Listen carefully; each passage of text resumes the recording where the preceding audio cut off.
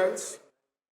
On behalf of the Press Club Hyderabad, I invite BRS Working President and the Municipal Administration Minister, Mr. KT Ramarao, for a dialogue on Telangana elections and the way forward for 10 years.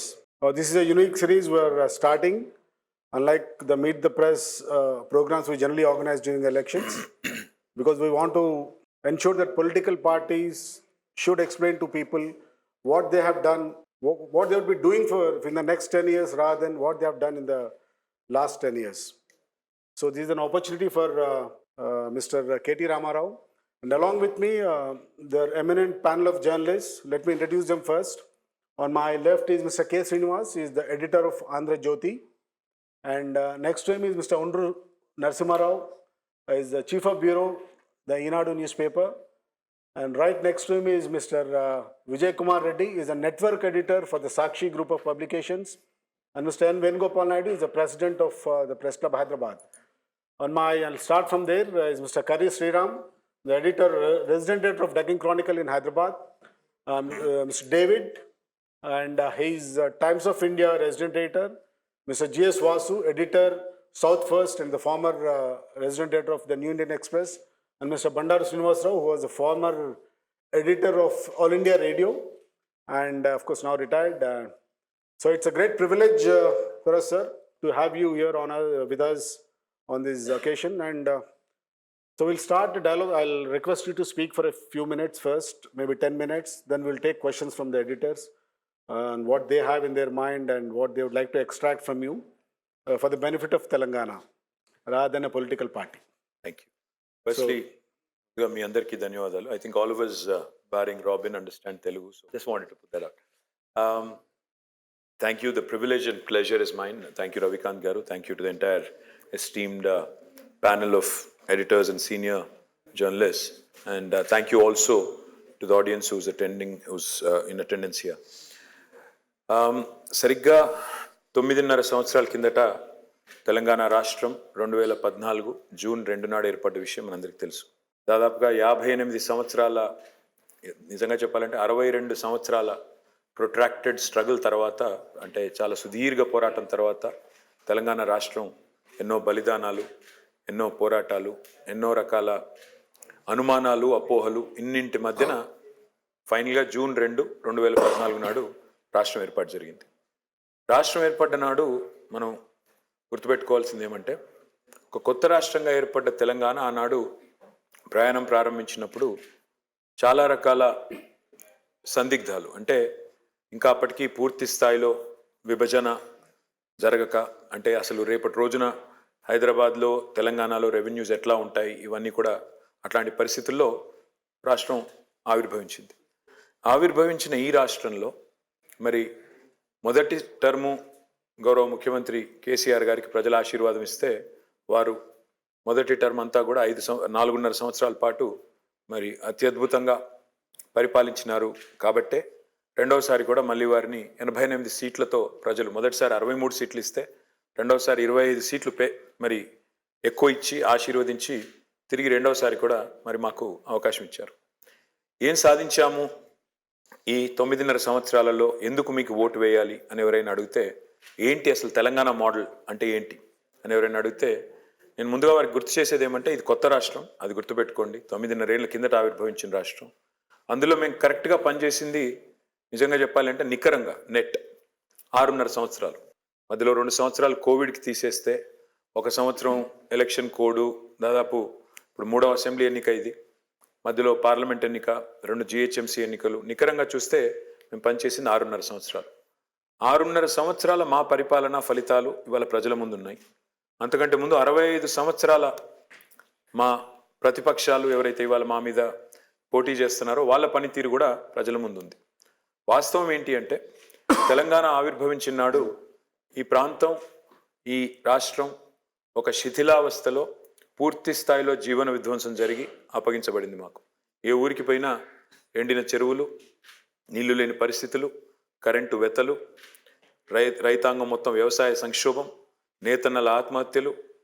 ఆ రకంగా చూసినట్టయితే ఒక విపత్కర పరిస్థితిలోనే ఈ రాష్ట్రం మాకు అప్పగించబడింది.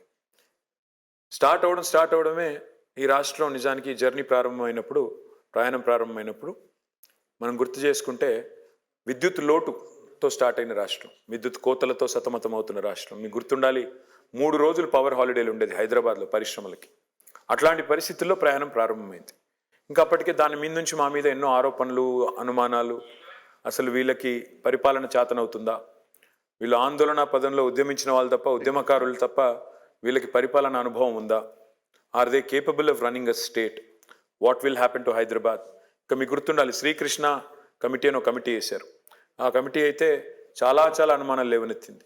నక్సల్ రాజ్యం వస్తుందని ఒకసారి, హిందూ ముస్లిం గొడవలు అవుతాయని ఇంకోసారి, ఇట్లా రకరకాల అనుమానాలు, రకరకాల అభిప్రాయాలు వ్యక్తం చేశారు. అట్లాంటి మరి తెలంగాణ, అట్లాంటి అనుమానాల నీళ్ళ మధ్యన ప్రారంభమైన మా ప్రయాణం ఇవాళ చాలా విజయవంతంగా, the reason why I say విజయవంతం, in fact I call my state the most successful startup state of independent India. ఎట్లా, why do you call that, ఏ రకంగా అంటారు మీరు అంటే, మీరు వాళ్ళు చూస్తే తెలంగాణ యొక్క అచీవ్మెంట్స్ భారతదేశంలో ఏ రాష్ట్రంలో కూడా ఇంత ఘనమైన అచీవ్మెంట్స్ లేవు. 75 సంవత్సరాల భారతదేశంలో ఏ రాష్ట్రంలో ఇన్ని అచీవ్మెంట్స్ లేవు. తెలంగాణ ఇవాళ ఇంటింటికి నీళ్ళు ఇచ్చిన మొట్టమొదటి రాష్ట్రం 75 సంవత్సరాల్లో మన రాష్ట్రం. ప్రపంచంలోనే అతిపెద్ద లిఫ్ట్ ఇరిగేషన్ ప్రాజెక్టు కట్టిన మొట్టమొదటి రాష్ట్రం, మొట్టమొదటిగా ఏకైక రాష్ట్రం తెలంగాణ. మూడవది మరి మా తలసరి ఆదాయమే తీసుకుంటే, రాష్ట్ర తలసరి ఆదాయం తీసుకుంటే 1,14,000 రూపాయలు 2014లో. ఈరోజు కంట్రీలోనే హైయెస్ట్ 3,17,000. చాలామంది అడుగుతారు తెలంగాణ మోడల్ అంటే ఏంటి, how do you define Telangana model. Telangana model is one which is holistic, integrated, inclusive and balanced. సమగ్ర, సమీకృత, సమ్మిళిత, సమతుల్య నమూనా, అభివృద్ధి నమూనా, సంక్షేమ నమూనా తెలంగాణ. ఎట్లా అంటే, in Telangana you would see both development and welfare, a fine balance of both.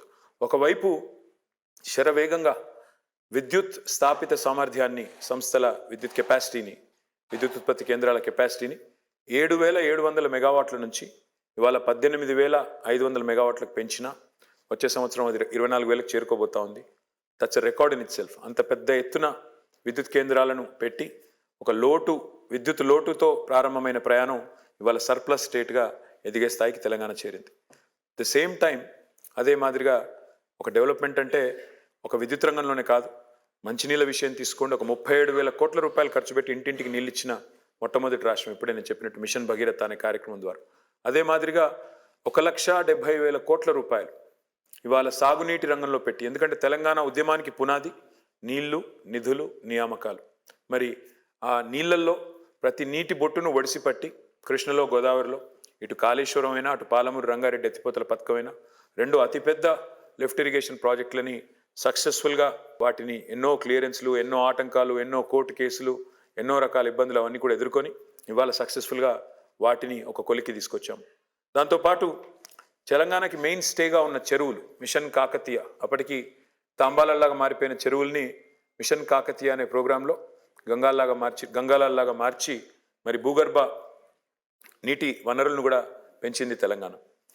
Today సమగ్ర, సమీకృత, సమ్మిళిత, సమతుల్యాన్ని ఎందుకంటానంటే, ఒకవైపు తెలంగాణలో ఐటీ ఎగుమతులు దూసుకొని పోతున్నాయి. 56,000 కోట్లు తెలంగాణ ఐటీ ఎగుమతులు 2014లో. ఈరోజు 2,41,000 కోట్లు. అది మధ్యలో 2 సంవత్సరాలు కరోనా ఉండంగా కూడా ఇంత గ్రోత్ ఉంది. గత 2 సంవత్సరాలు తెలంగాణ హైదరాబాద్, బెంగళూరును దాటేసింది. టెక్నాలజీ జాబ్ క్రియేషన్లో last year 33% of the total tech jobs in India came from Hyderabad. This year it's 44%. It has never happened in the history of India that another city has beaten Bangalore, and that too 2 years in a row. At the same time ఒక ITA కాదు, ఇంకోవైపు agriculture expansion కూడా జరిగింది. 68 లక్షల metric టన్నుల వరి ధాన్యం పండించే తెలంగాణ 14వ ర్యాంకులో ఉన్న తెలంగాణ భారత రాష్ట్రాల్లో ఇవాళ అగ్రభాగానికి వచ్చింది. నంబర్ 1 స్టేట్ అయింది. పంజాబ్ని, హర్యానాను తలదన్ని ఇవాళ 3.5 కోట్ల టన్నుల వరిధాన్యం పండించే స్థాయికి ఎదిగింది తెలంగాణ. అంటే ఎంత వరిధాన్యం పండుతుందంటే చివరికి గవర్నమెంట్ ఆఫ్ ఇండియా కూడా చేతులు ఎత్తేసే స్థాయికి, ఫుడ్ కార్పొరేషన్ ఆఫ్ ఇండియా కూడా ఇంకా మేము కొనలేము అనే స్థాయికి ఎదిగింది. సో ఐటీ పెరుగుతోంది, వ్యవసాయము మరోవైపు విస్తరించింది. పరిశ్రమలు ఇబ్బడి ముబ్బడిగా వస్తూ ఉన్నాయి. 24,000 పరిశ్రమలకి అనుమతులు ఇచ్చింది తెలంగాణ టీఎస్ ఐపాస్ అనే ఒక సంస్కరణ ద్వారా. 24 లక్షల ప్రత్యక్ష ఉపాధి అవకాశాల కల్పన జరిగింది.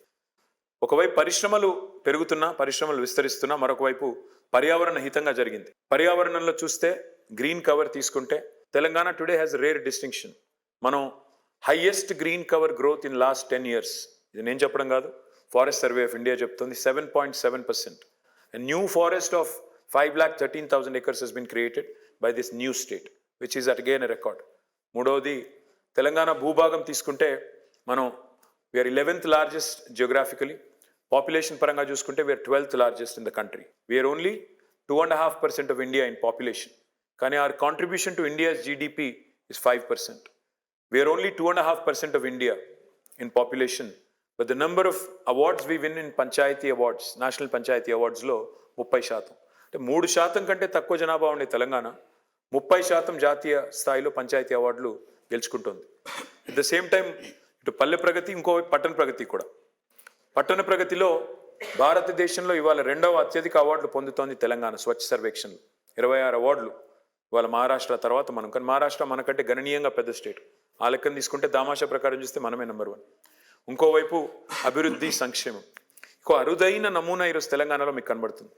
ఒకసారి 25 ఏళ్ళు, మీరు అందరూ సీనియర్ జర్నలిస్టులు కాబట్టి 25 ఏళ్ళు మన ఉమ్మడి ఆంధ్రప్రదేశ్ కానీ తెలంగాణ కానీ హైదరాబాద్ బేస్డ్ జర్నలిస్టులు కాబట్టి మీరు అందరూ ఎవరు ఒక ముద్ర, తనదైన ఒక ముద్ర వేయగలిగారు ముఖ్యమంత్రులు గత 25 సంవత్సరాల్లో అంటే నన్ను అడిగితే ముగ్గురు. ఒకటి మొదలు చంద్రబాబు నాయుడు గారు 1999 to 2004. ఆ రోజుల్లో ఐటీ అనండి, ఇంకోటి అనండి. నేను 25 ఏళ్ళే చెప్తున్నాను కాబట్టి 99 అని చెప్తున్నాను, అది అంతకు ముందు నుంచే ఉన్నారు ఆయన. But 1999 to 2004 Chandrababu. ఆయనకు ఒక pro business, pro IT, pro urban image ఉండేది. 2004 తర్వాత డాక్టర్ వైఎస్ రాజశేఖర రెడ్డి గారు వచ్చిన తర్వాత he had a different image. He cultivated a different image. Pro poor, pro agri, pro rural. తర్వాత మళ్ళీ మధ్యలో వచ్చారు 2-3 ముఖ్యమంత్రులు. కానీ తర్వాత మళ్ళీ గుర్తుపెట్టుకునేది ప్రజలు కేసీఆర్ గారు. గత 9.5 సంవత్సరాలుగా కేసీఆర్ గారిలో స్పెషాలిటీ ఏంటంటే అటు చంద్రబాబు గారిలో ఉండే ఆ 3 లక్షణాలు, pro urban, pro IT, pro business, plus Rajasekhara Reddy గారిలో ఉండే 3 లక్షణాలు, pro poor, pro agriculture, pro rural. ఈ రెండింటి ఫైన్ బ్లెండ్ కనబడుతుంది మీకు కేసీఆర్ గారి government. That's why you see a fine balance. పల్లె ప్రగతి, పట్టణ ప్రగతి, ఐటీ, వ్యవసాయం, ఒకవైపు డెవలప్మెంట్, మరొక వైపు అభివృద్ధి, ఒకవైపు మన పర్యావరణం, మరొక వైపు పరిశ్రమలు. ఈ అరుదైన సమతూకాన్ని సాధించిన రాష్ట్రం తెలంగాణ. మా GSDP, gross state domestic product, రాష్ట్ర స్థూల ఉత్పత్తి ఆదాయం 5,05,000 కోట్లు 2014లో. ఈరోజు 13,27,000 కోట్లు. తలసరి ఆదాయం ఇప్పుడే నేను చెప్పాను. GSDP highest growth in the country, highest per capita in the country. మరి ఇంకో మాట అనొచ్చు మీరు, అదేముంది అని, హైదరాబాద్ ఉంది కాబట్టి అంటారు కొంతమంది. వాస్తవం ఏంటంటే 2014లో తెలంగాణ ఏర్పడ్డ నాడు హైదరాబాద్ మినహా 9 జిల్లాలు కూడా, మిగతా 9 జిల్లాలు కూడా backward reason grant funds receive చేసుకునేది. వెనుకబడ్డ జిల్లాలు, భారత ప్రభుత్వం చేత వెనుకబడ్డ జిల్లాలుగా గుర్తించబడ్డ జిల్లాలు 9. వాటికి బీఆర్జీఎఫ్ గ్రాంట్స్ కూడా వచ్చేది. కానీ ఈరోజు 33 జిల్లాల తెలంగాణ తీసుకుంటే ప్రతి తెలంగాణ జిల్లా, నాట్ ఇంక్లూడింగ్ హైదరాబాద్ని మినహాయించినా కూడా ప్రతి తెలంగాణ జిల్లా యొక్క per capita is higher than the national average. So that goes to show you that there has been all-round development. Telangana also had been very successful in reducing farmer suicides. ఇవాళ నేను చెప్పడం కాదు, భారత పార్లమెంట్లో అత్యల్పంగా రైతుల ఆత్మహత్యలు గణనీయంగా తగ్గి అత్యల్పంగా ఎక్కడ జరుగుతున్నాయంటే తెలంగాణ అని భారత ప్రభుత్వమే చెప్తోంది. ఆ రకంగా చూసినప్పుడు it's an all round development. ఇవాళ సంపద సమృద్ధిగా సృష్టించబడింది, ప్రజలు సంతోషంగా ఉన్నారు. చాలా యునీక్ ఇనిషియేటివ్స్, భారతదేశంలో ఎన్నడూ ఇతిహాసంలో లేని యునీక్ ఇనిషియేటివ్స్, రైతు బంధు, దళిత బంధు, అదే మాదిరిగా 24 గంటల కరెంటు వ్యవసాయానికి, రైతు బీమా, ఇలాంటి యునీక్ ఇనిషియేటివ్స్ ఎన్నో తీసుకొచ్చింది తెలంగాణ ప్రభుత్వం. ఎందుకు మాకు ఓటు వేయాలి అంటే నేను చెప్పేది ఒకటే, అభివృద్ధి, సంక్షేమం, ఈ రెండింటి అరుదైన సమతూకాన్ని పాటిస్తూ భారతదేశంలోనే ఈరోజు అగ్రశ్రేణి రాష్ట్రంగా ఎదిగింది తెలంగాణ. కొంతమంది అంటున్నారు మార్పు కోసం మాకు ఓటేయండి అంటున్నారు. నేను వారిని అడిగేది ఒకటే, ఏ మార్పు కోసం? 6 నెలలకోసారి మారే ముఖ్యమంత్రి మార్పు కోసమా? లేదా 24 గంటల కరెంటు పోయి 3 గంటల కరెంటు తెచ్చే మార్పు కోసమా? స్కీములు పోయి స్కాములు వచ్చే మార్పు కోసమా? నిండిన చెరువులు పోయి ఎండిన చెరువులు వచ్చే మార్పు కోసమా? లేదా మళ్ళీ పచ్చని పొలాలు పోయి నెర్రెలు బారిన నేలలయ్యే మార్పు కోసమా, రైతును రాజు చేసిన తెలంగాణ నుంచి మళ్ళొకసారి వ్యవసాయాన్ని దండగా చేసి రైతుల ఆత్మహత్యలకు పురికొల్పే మార్పు కోసమా? ఏ మార్పు కోసం అడుగుతున్నారు? గుజరాత్లో 5 టర్ములు బీజేపీ ఉండొచ్చు, భారతదేశంలో 55 ఏళ్ళు కాంగ్రెస్ పెత్తనం చెలాయించవచ్చు, కానీ కేసీఆర్ గారు 2 టర్ములు చేయంగానే మార్పు కావాలి, మార్పు కావాలి, ఛాన్స్ కావాలి అంటున్నారు. ప్రజలు ఆలోచించాలి. గతంలో కరెంట్ ఇవ్వని అసమర్థులు, గతంలో తాగునీరు ఇవ్వని అసమర్థులు, గతంలో వ్యవసాయాన్ని పట్టించుకొని అసమర్థులు 55 ఏళ్ళు అవకాశం ఇచ్చినా ఏమీ చేయని అసమర్థులకు ఓటేద్దామా? లేదా 6.5 ఏళ్లలోనే తనదైన ప్రస్ఫుటమైన ముద్రను ఈ రాష్ట్ర అభివృద్ధి సంక్షేమ ముఖ చిత్రంపై వేసిన కేసీఆర్ గారికి ఓటేద్దామా? ప్రజలు ఆలోచించాలి. ఇవాళ తెలంగాణ ప్రజలు మార్పు కోరుకున్నారు కాబట్టే తెలంగాణ వచ్చింది. ఇవాళ చెప్తున్న మార్పు ఏదైతే ఉందో 2014లోనే వచ్చింది. ఆ మార్పు వచ్చింది కాబట్టే ఇవాళ తెలంగాణ ప్రజలకి న్యాయం జరుగుతోంది. అందుకే నా విశ్వాసం ఏమంటే ఈ అభివృద్ధి, ఈ సంక్షేమం ఇట్లాగే కొనసాగాలి అంటే ముమ్మాటికి ఈ ప్రభుత్వం కొనసాగాలి. ఈ ప్రగతి ప్రస్థానం ఆగకూడదు. మళ్ళీ గతంలో విఫల ప్రయోగాలను, గతంలో విఫలమైన పార్టీల్ని మళ్ళీ తెచ్చి నెత్తిన పెట్టుకుంటే మళ్ళీ ఒకసారి తెలంగాణ ఇదివరకు ఒక్క తప్పు చేసినందుకే 58 ఏళ్ళు క్షోభపడింది తెలంగాణ. 1956లో ఇష్టం లేని పెళ్లికి ఒప్పుకున్నందుకే ఆయనలోంచి బయటపడడానికి 58 ఏళ్ళు పట్టింది. మళ్ళీ తప్పు చేస్తే 50 ఏళ్ళు వెనక్కి పోయే ప్రమాదం ఉంది తెలంగాణకి. కాబట్టి ప్రజలు ఆలోచించి జాగ్రత్తగా ఓటేయాలన్న విజ్ఞప్తి. Vote for progress, vote for development, vote for positive politics, vote for progress. This is what my appeal is. Thank you sir. అసలు మీ స్పీచ్లో వింటుంటే నాకు ఒక చాలా ఇంట్రెస్టింగ్ పాయింట్ ఒకటి దొరికింది. మీరు ఒక వర్డ్ యూజ్ చేసినారు, తెలంగాణ, ప్యూర్లీ తెలంగాణ వర్డ్ తాంబాలం అని. So I think one of the biggest achievements of Telangana struggle agitation was also the revival of Telangana dialect.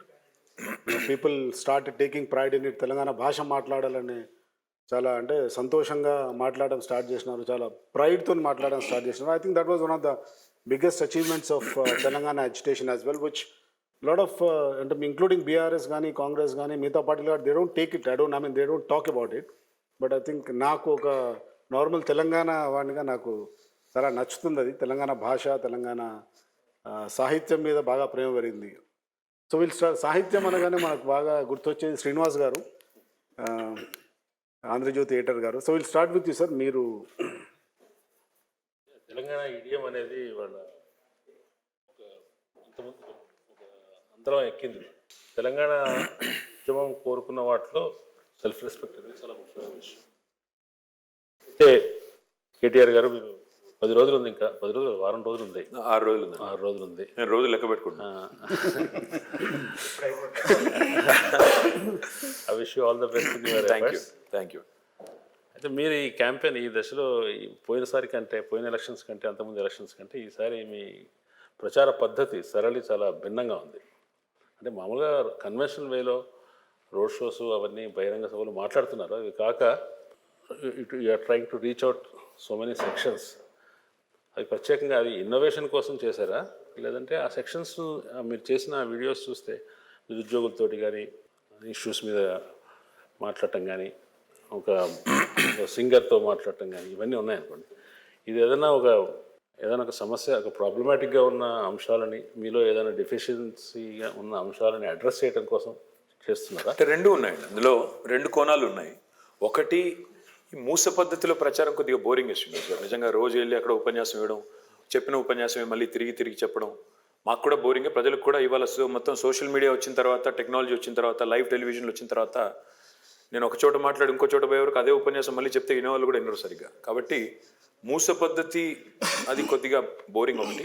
ఇంకోటి నేను అనుకున్నది ఏంటంటే, ఈసారి మీరు అన్నారు కరెక్టే, కొంత అసంతృప్తి నిరుద్యోగుల్లో ఉన్నమాట వాస్తవం, నేను బుకాయించిన అది వాస్తవం. అట్ ద సేమ్ టైం మేనిఫెస్టోలో కొన్ని అంశాలు పెట్టి ఉండాలి అనే మాట ఏదైతే చెప్పారో, ముఖ్యంగా విమెన్ రిలేటెడ్ ఇష్యూ ఇంకా పెట్టి ఉండాలి అన్నారు. So I said let us work on that. అందుకే కూర్చున్నాం. అట్లా ఒక ప్రయత్నం చేశాము.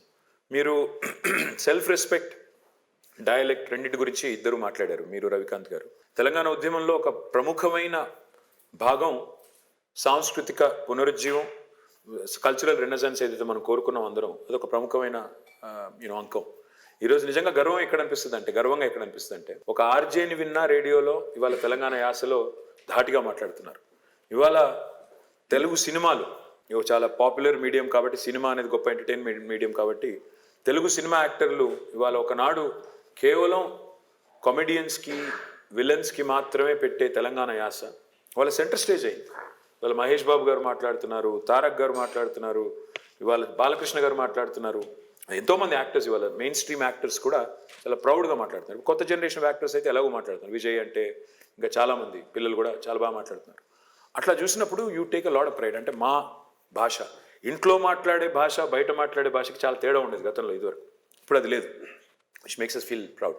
మీరు అన్నారు స్ట్రాటజిక్గానా, డెఫినెట్గా అందులో స్ట్రాటజీ కూడా ఉంది.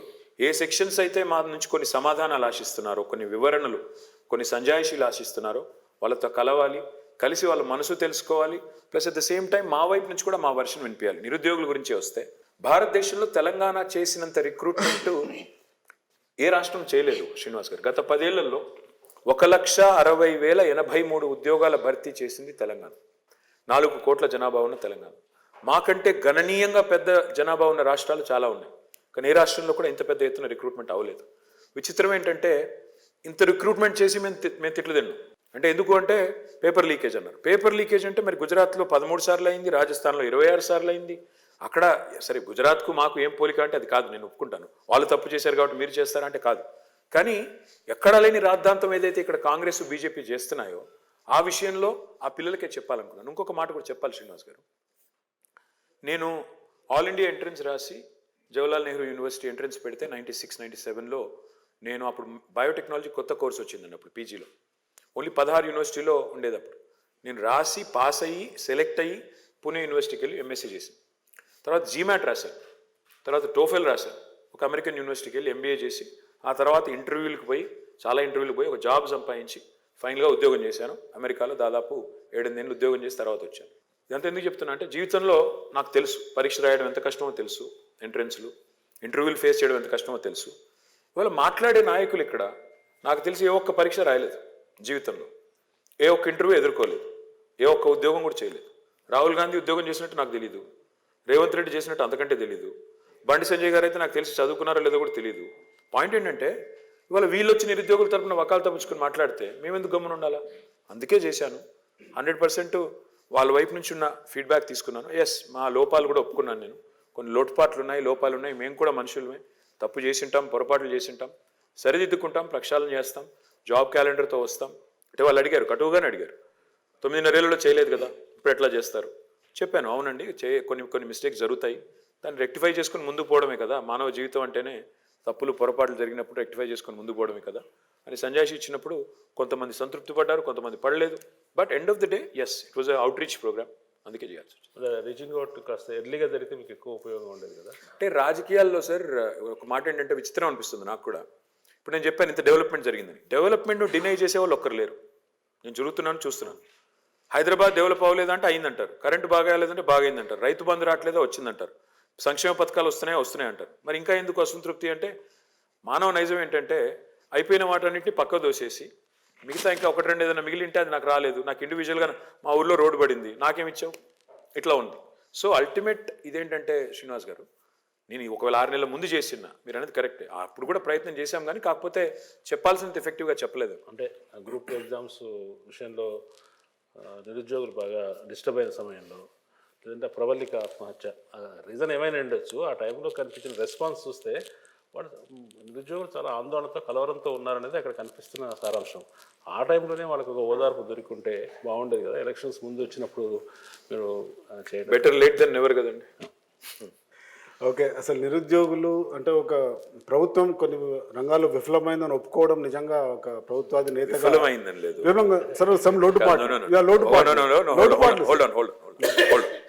We have done the highest recruitment in the country, and through this medium, let me challenge Rahul Gandhi and Narendra Modi again. మీరు రేపు ఎల్లుండి ఇక్కడ ప్రచారానికి వస్తున్నారు, నేను వాళ్ళిద్దరిని ఛాలెంజ్ చేస్తున్నాను, బీజేపీని కాంగ్రెస్ని.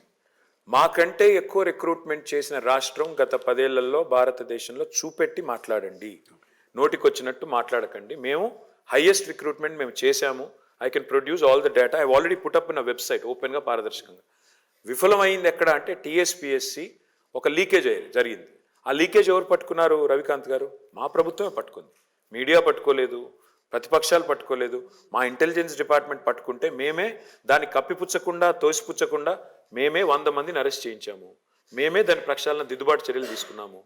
లోటుపాట్లు ఏంటి అంటే దురదృష్టం ఏంటంటే లీక్ చేసిన వాడు బీజేపీ వాడు. ఎవరైనా తప్పుందో ఇందులో రాజకీయ నిరుద్యోగులు ఎవరైతే జీవితాలతో ఆడుతున్నారో వాళ్ళే పోస్ట్పోన్మెంట్ అడుగుతారు, వాళ్ళే లీకేజీలు చేస్తారు, బదనాం మాత్రం మా మీద పెడతారు. ఇది కరెక్ట్ కాదు.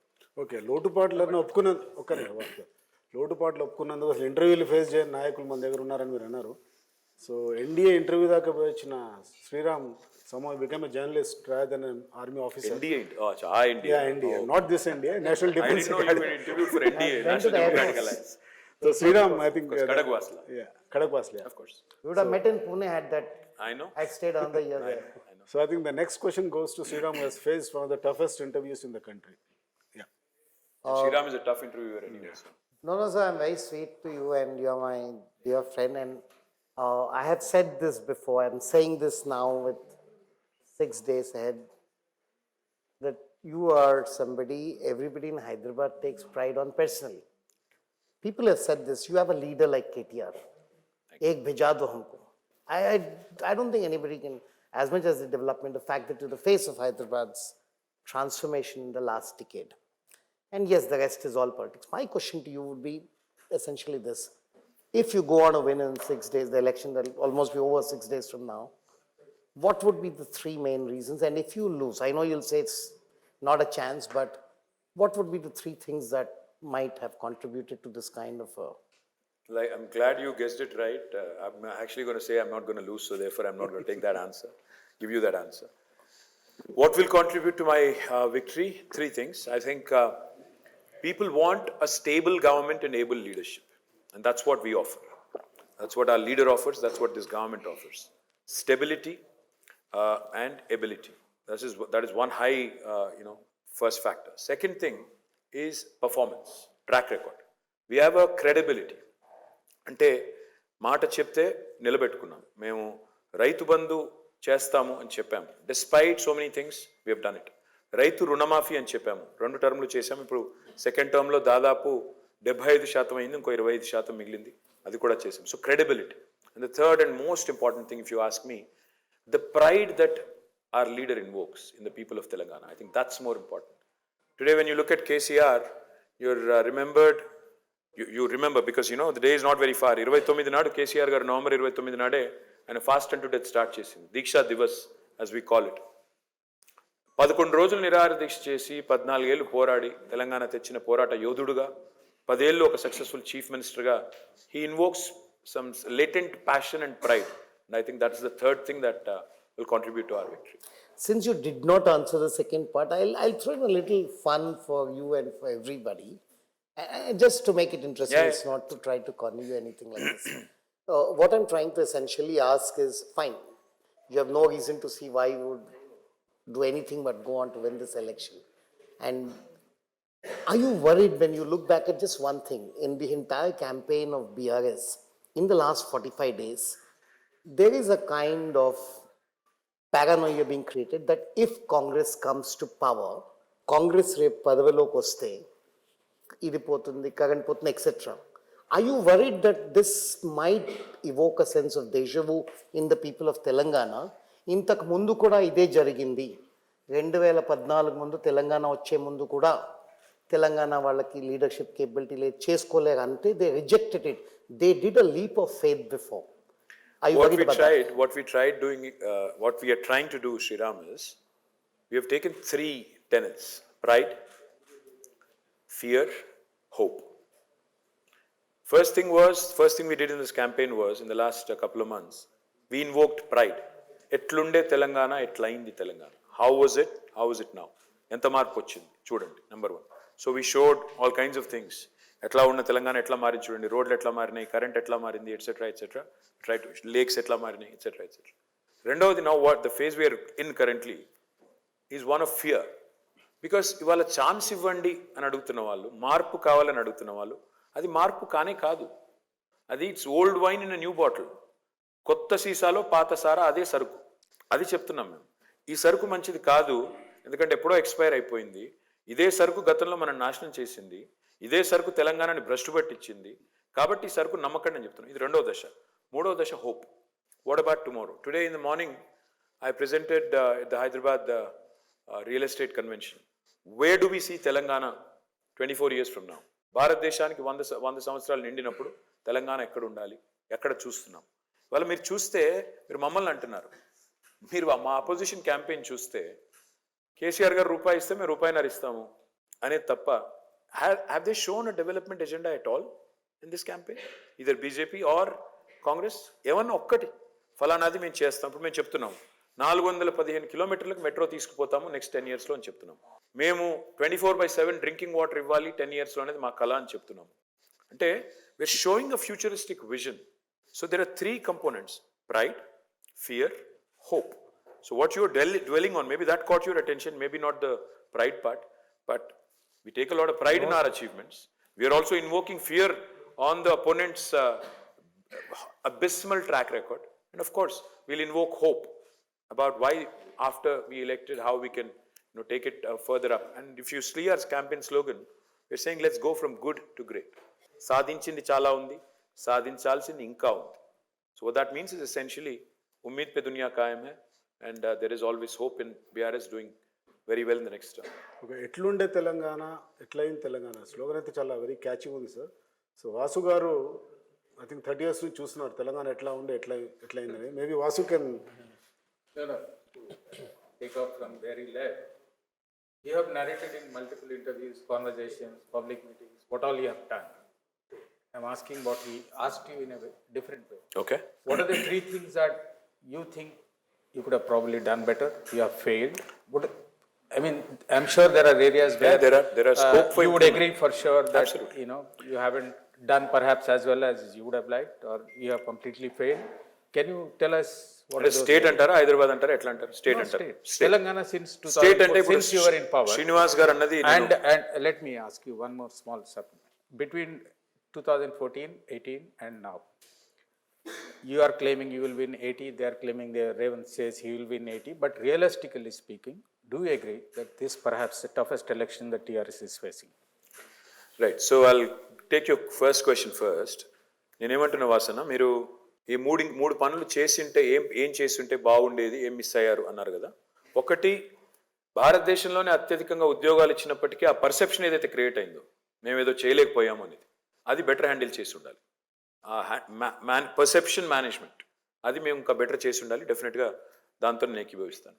రెండవది, మేము పోయిన 2 టర్మ్లో మీరు తీసుకుంటే ఆ కోవిడ్ ఇదంతా తీసేస్తే నిజంగా కూడా మేము ఫోకస్ చేసిందంతా కూడా ఇన్ఫ్రాస్ట్రక్చర్ పైన, పవర్ కానీ, ఇరిగేషన్ కానీ, డ్రింకింగ్ వాటర్ కానీ, రూరల్ అగ్రి సెక్టర్ మీద బాగా ఫోకస్ పెట్టాము, బాగా చేసాం. ఐ థింక్ అర్బన్ ఇన్ఫ్రాలో ఇంకా కొంత చేయాలి. ఇప్పుడు ఉదాహరణకు హైదరాబాద్లో నేను I should have done lot more in drainage systems and flood management system. That is going to be my top priority for next term. మూడవది నన్ను అడిగితే ఇంకా ఏం చేసి ఉండాలి అంటే, మేము ఇది ఒక వీక్నెస్ అనుకోండి, ఇతర రాష్ట్రాల్లో ప్రతిపక్షాలు ఎక్కువ తక్కువ మాట్లాడితే తొక్కేస్తున్నారు, మేము అది చేయలేదు. అది కూడా ఒక రకంగా వీక్నెస్ అనుకోవాలి రాజకీయంగా. సో అది మేబీ చేసి ఉండాలి. ఎందుకంటే ఇవాళ మమ్మల్ని యూట్యూబర్స్ కూడా ఐ థింక్ దేర్ ఆర్ మంచితనాన్ని కూడా అసమర్థత అనుకునే రోజులు ఇవి. మంచిగా ఉంటే ముఖ్యమంత్రిని బూతులు తిడుతుంటే కూడా పడుతుంటే అసమర్థత, వీళ్ళకి చేతగాంతనం అనుకునే రోజులు. So maybe we should take a relook at it, because డెఫినెట్గా వాక్ స్వాతంత్రాన్ని కూడా ఇవాళ బూతులు తిట్టడానికి, అంటే freedom of expression is not right to abuse. నోటికి వచ్చినట్టు బూతులు తిట్టే యూట్యూబర్లు, నోటికి వచ్చినట్టు జర్నలిజం పేరుతో మా మీద ఎజెండా డ్రివెన్ పాలిటిక్స్, దాన్ని బాగా టాలరేట్ చేసాం. అది తప్పేమో అది కూడా. My second question. Second question was toughest election అంటారా? ఓ సి 63 మాకు మొదటిసారి వచ్చింది, 88 మాకు రెండోసారి వచ్చింది. మీకు గుర్తుంటే ఇవాళ మనకి ఎప్పుడైనా ఏమనిపిస్తుంది అంటే హైండ్ సైడ్ 2020 అంటారు కదా, వెనక్కి తిరిగి చూసుకుంటే అంతా సాఫీగా క్లియర్ కనబడుతుంది. 2018లో కూడా సేమ్ బిల్డప్, కొత్త ఏం లేదు. చంద్రబాబు నాయుడు గారు వచ్చారు, ఆ రోజు కాంగ్రెస్తో పొత్తు పెట్టుకున్నారు, కమ్యూనిస్టులతో పొత్తు పెట్టుకున్నారు, మహాకూటమి, ఉత్తమ్ కుమార్ రెడ్డి గారు నేను గడ్డం తీయని అంటాడు. No, but the ground was different then. No, I'll tell you what. It's always perspective. When you're in the midst of it, it always looks tough. ఆ రోజు మహాకూటమి అంటే అప్పుడు చంద్రబాబు వచ్చారు, ఏమైపోతుందో, 500 కోట్లు తెచ్చాడు, ఏమైపోతుందో, ఇవన్నీ ఉండే బిల్డప్. ఏమైంది ఫైనల్గా? నేనేమంటున్నా అంటే అందులో ఉన్నప్పుడు, నిమగ్నమైనప్పుడు అనిపిస్తుంది. ఇవాళ కూడా నేను మీకు అథారిటేటివ్గా కాన్ఫిడెంట్గా చెప్తున్నాను, ఇది గుర్తుపెట్టుకోండి. ఈ బిల్డప్ ఏదైతే జరుగుతుందో, ఏదో జరిగిపోతుంది, ఏమో అయిపోతుందని, it's a mind game that is played by కొనుగోలు, ఆ కనుగోలు ఆయన పేరేంటో ఆయన తప్ప కాంగ్రెస్ పొడిచింది ఏమీ లేదు, కాంగ్రెస్లో కొత్తదనం ఏం లేదు. ఇన్ఫ్యాక్ట్ ఇఫ్ ఎనీథింగ్ ఏం జరిగిందంటే 6 నెలల కింద దాకా బీజేపీ వాజ్ ఫ్లయింగ్ హై. అయిపోయింది వచ్చాం మేమే ప్రత్యామ్నాయం బిల్డప్. ఏం జరిగిందంటే కర్ణాటక తర్వాత బీజేపీ గాలి మొత్తం పోయి ఆ గాలి కొద్దిగా కాంగ్రెస్ వైపు మళ్ళింది. సో వాట్ ఈస్ హ్యాపెనింగ్ వాసన్న ఇస్, ఆ రెండో స్థానం ఏదైతే వాళ్ళు భర్తీ చేయాలనుకున్నారో వీళ్ళు భర్తీ చేస్తున్నారు. అంతే తప్ప మా సీటు అట్లాగే నిక్షేపంలో ఉంది. 100% వీఆర్ కమింగ్ బ్యాక్. నేను నిన్న 3 సర్వేలు పొద్దున్న చూశాను. And this is 1 week before an election. నేను నిన్న చూసిన 3 సర్వేల్లో యావరేజ్ తీస్తే 70 నుంచి 82 మందిని గెలుస్తున్నాము. నాకు తెలిసి ఇంకో 1 వీక్లో మా బాస్ అంతా ఇంకా 30 కాన్స్టిట్యూన్సీలు కవర్ చేస్తున్నారు. ఇంకో 7 పెరిగితే లాస్ట్ టైం వస్తుంది, లేదంటే ఇంకో సీట్ ఎక్కువ వస్తుంది తప్ప తక్కువ రాదు. Yeah, I think Robin sir. I had two questions for you. One is you can't separate your Telangana model from your welfare schemes. It's a key part of your entire Telangana model. I wonder if you are promising more than what you can deliver. One. Second, how long can you keep schemes like these going for a long term? Because we're talking about the future of Telangana as well. Point number one. Point number two, there is of course a political element to your welfare schemes also. You expect some political benefit, nothing wrong in that. But don't you think there is a law of diminishing returns that sets in when you keep certain welfare schemes going for a long time? When people start seeing it as a right, and perhaps rightly so, they see it as a right rather than some kind of favor that the government is doing to them. That is one. The second question is something that you had once told me, that one of your weak points, and you had openly spoken about this, is are the young in Telangana, many of whom may not have seen the struggles of the Telangana movement, and so they don't have that kind of connect, that emotional connect with BRS. You said that you created a lot of jobs, but yet unemployment is a political issue that has come up in this election, perhaps because a large number of people expect government jobs. Again, I think my assumption would be that you promised more than what you can deliver in terms of, many governments have, in terms of government jobs especially to the rural youth. Well, I'll take the second question first. What we promised, Robin, was that lakhs of government employment would be available, and we have delivered on that. 2,32,000 is the number of jobs for which notifications have been issued, out of which recruitment has been completed for 1,60,083 jobs. 42,000 vacancies are still with us. We are in fact the state with the least amount of vacancies in the entire country in government sector. And another 70,000 odd are in process, in motion, because of a variety of reasons. Some where the judiciary is intervened, some where the exams have been delayed for a variety of reasons. Despite that, we have delivered to a large extent on the promise. I can't say we've delivered 100%, but we've delivered to a large extent. Yes, but there is perception that we have not done enough. I agree on that. And that's what I was saying when I agreed with Srinivas. Sorry if I repeated a question. No, that's all right. So that's exactly what I was saying when I told him that we could have managed that perception better. Maybe we could have stepped in slightly before and spoken and engaged with all these youngsters. That's the second part. Now on the private sector, the fact is we've probably delivered more jobs. I'm talking about sort of a pro rata population sort of basis, probably more than many other states in India, because we've been very progressive. We are looked at as one of the most dynamic states in the country, which is very, very pro-business and very, very quick. So that way again, we have created number of avenues for youngsters who can come in and avail them. Again, maybe perception that other state people are coming here and taking away the jobs, etc., which also has been created, is also true to an extent. Now, going back to your first question about welfare schemes and how long can you go on, law of diminishing returns. Robin, why do we do welfare in the first place? This country where we sit, India, has seen some terrible things in the past. And Indiramma Rajyam is what my opponent says. Indiramma Rajyam is when Naxalism was ripe. Why? What was the reason for Naxalites to take up arms? क्यों? क्योंकि इतना गरीबी था, इतना लाचारी था, इतना बुरा हालत था, और कोई पानी नहीं था खेती के लिए. The situation was so bad that people actually had to resort, because the social imbalance that got disturbed and people got distraught and they had to take up arms. Point I'm trying to make is, India today has the largest number of poor people on the planet. Whatever Modi would like us to believe. No, I don't question The that, fact is, KTR. no, I'm saying, after is COVID, it feasible? I'm coming to it. I'm coming to it. The fact is, we have more number of poor people on the planet than any other country. We have surpassed Nigeria. So, how do you take care of the poor, and also at the same time, how do you grow the wealth? Our model has been one where we tried to do a balance, find balance of both. We ensured that the poor, the vulnerable are taken care of, their basic subsistence is taken care of. And so we started number of programs. Now, how long can you go on? I think once the upliftment starts happening, our ideologue, one of my favorite people, Professor Jayashankar, told me once. He said there are 3 levels in the sociological evolution of a human being or an institution. First is self-sufficiency, second is self-respect, third is self-rule. So जब self-sufficiency हो जाएगा, next will come self-respect, and then people will say, नहीं मुझे तुम्हारा ये नहीं चाहिए. There will come a time. Don't worry, there will come a time. Don't undermine the intellect of a common man in India. That time will also come. Don't worry about it. To carry forward what you said, we have been doing well on the economic parameters, as you mentioned, GST, etc. But when you take the social indicators, the Hindu, for example, carried a report 3 days back. You believe everything Hindu writes? No, it's based on data. Oh, no, he said no. No, I'm saying it's based on solid data provided by the state government, by the Niti Aayog and the Ministry of Family Health. There are 3 things there. One is infant mortality. It has come down drastically. No, let me point out. One is infant mortality, the other is girl child education, and there is one more relating to health insurance, something like that. On all these parameters, we have either remained static. No, sorry. At least that's what the data sorry. suggests, or we have. Either they misrepresented or you misread. I can tell you. No. I'll tell you. Let me clarify. No.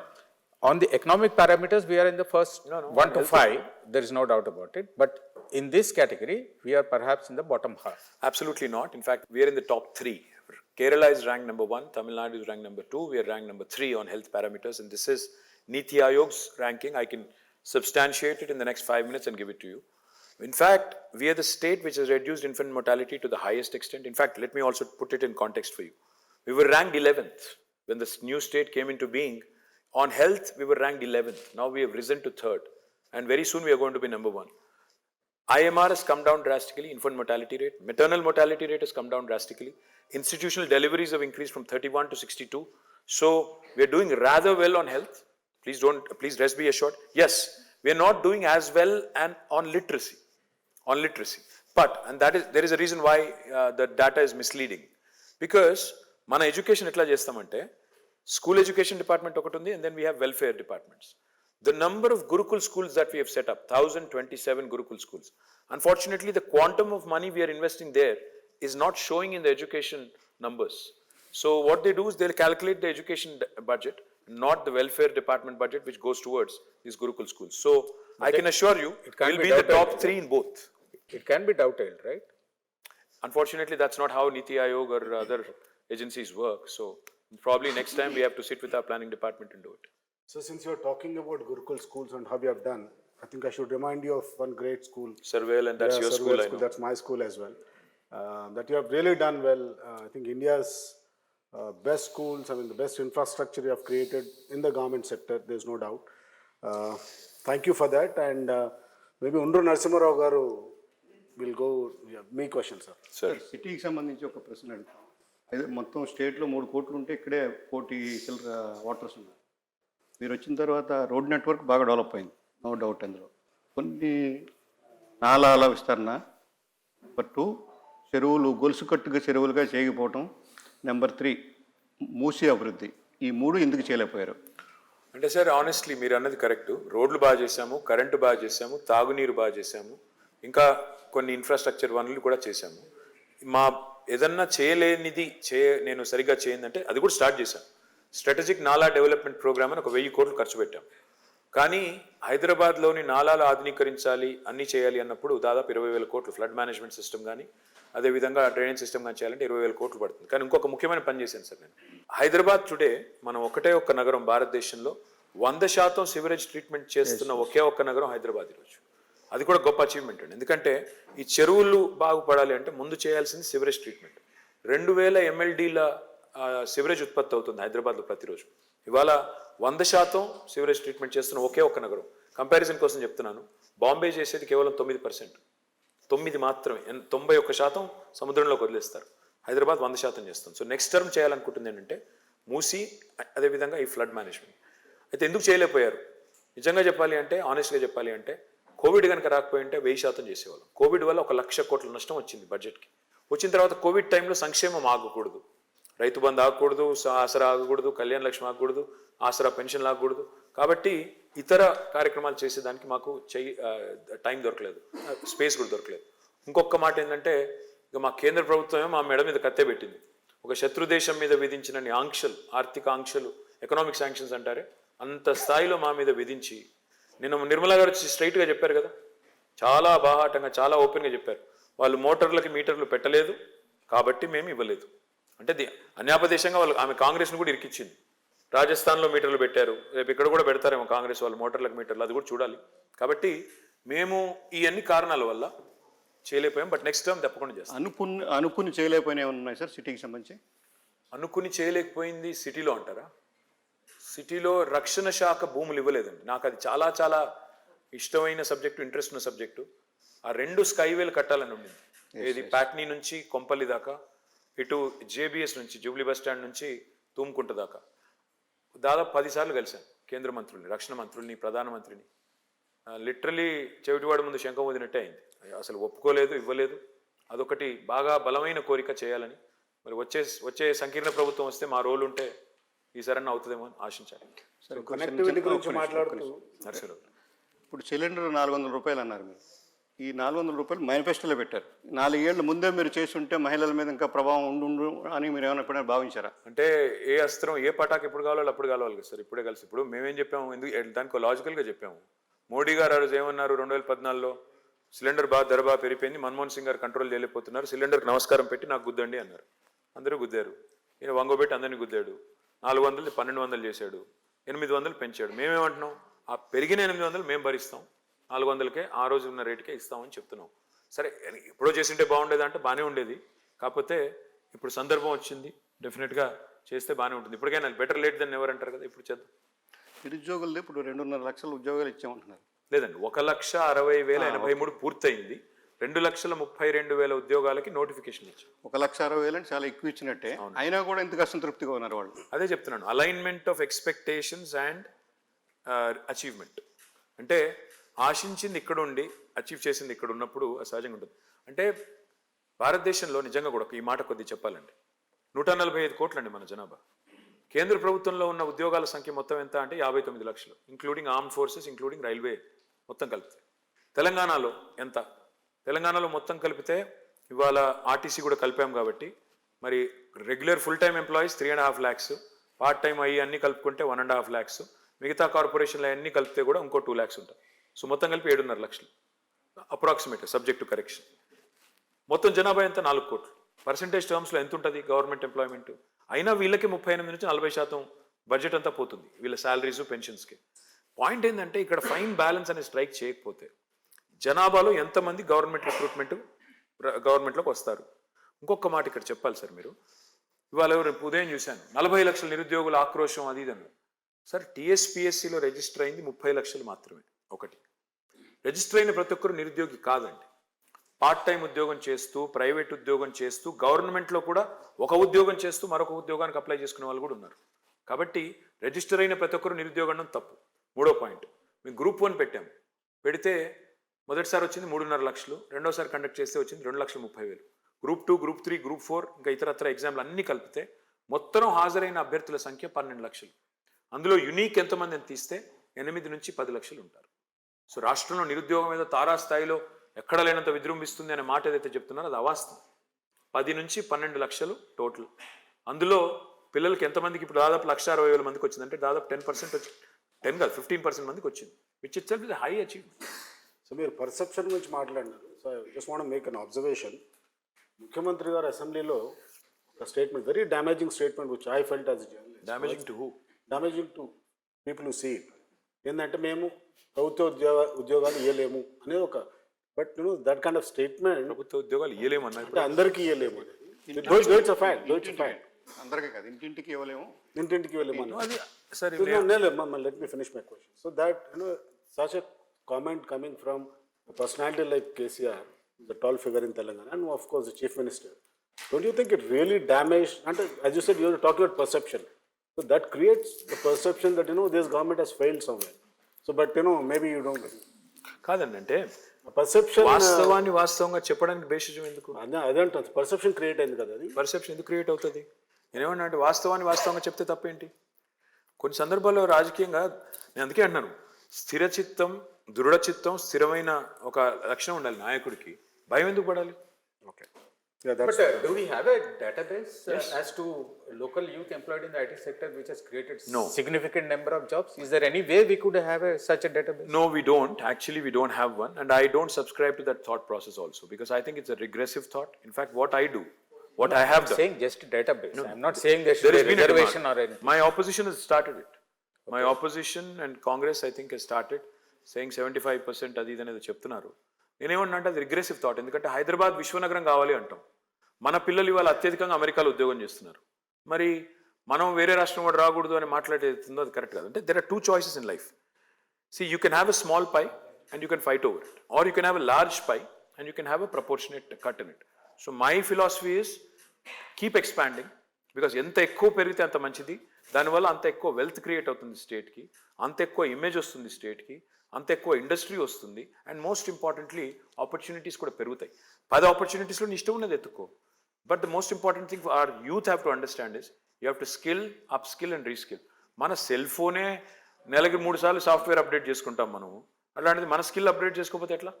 So I think our youth have to understand it and up their game. Yes, sir. Skill updation, I think in Bandar Garu, we have seen him from, All India Radio to, print and, lot of other actors. So I think he's the right guy, who fits into the bill. Maybe, sir, me question అడగవచ్చు. సరే, మీరు చెప్పినట్టు చాలా కాలం ప్రభుత్వ సంస్థల్లో పనిచేయడం వల్ల soft హార్ష్గా ప్రశ్న వేయడం కూడా నాకు చేత కాదు. ఒక విషయం ఏంటంటే అక్కడ way forward for next decade అని ఉంది. అందువల్ల ఇప్పుడు నేను ధైర్యంగా అడగలుగుతాను. ఒకటి ఇంకా మీరేం చెప్పారు, 100% మేము విల్ కమ్ బ్యాక్ అని చెప్పి 100%. దాన్ని ఇంతకుముందు ఒకసారి ప్రెస్ క్లబ్లో మున్సిపల్ ఎలక్షన్స్కి ముందు పెట్టినప్పుడు కూడా మీరు ఇంతే ఒక మాట చెప్పారు. మీరు చూస్తుండండి, రిజల్ట్స్ రోజు కలుద్దాం, 100 మాకు 100 దాడుతాయని చెప్పి మీరు చెప్పారు. ఆ రోజు నిజమైన మాట మాత్రం, తర్వాత మళ్ళీ ఎలక్షన్ వేరే అనుకోండి, ఆ రోజు మీరు చెప్పింది నిజమైంది, ఒప్పుకుంటాం. కాబట్టి ఇది కూడా మీరు చెప్పారు, కాన్ఫిడెంట్గా చెప్తున్నారు కనుక నేను నెక్స్ట్ డికేడ్ గురించి మాట్లాడతాను.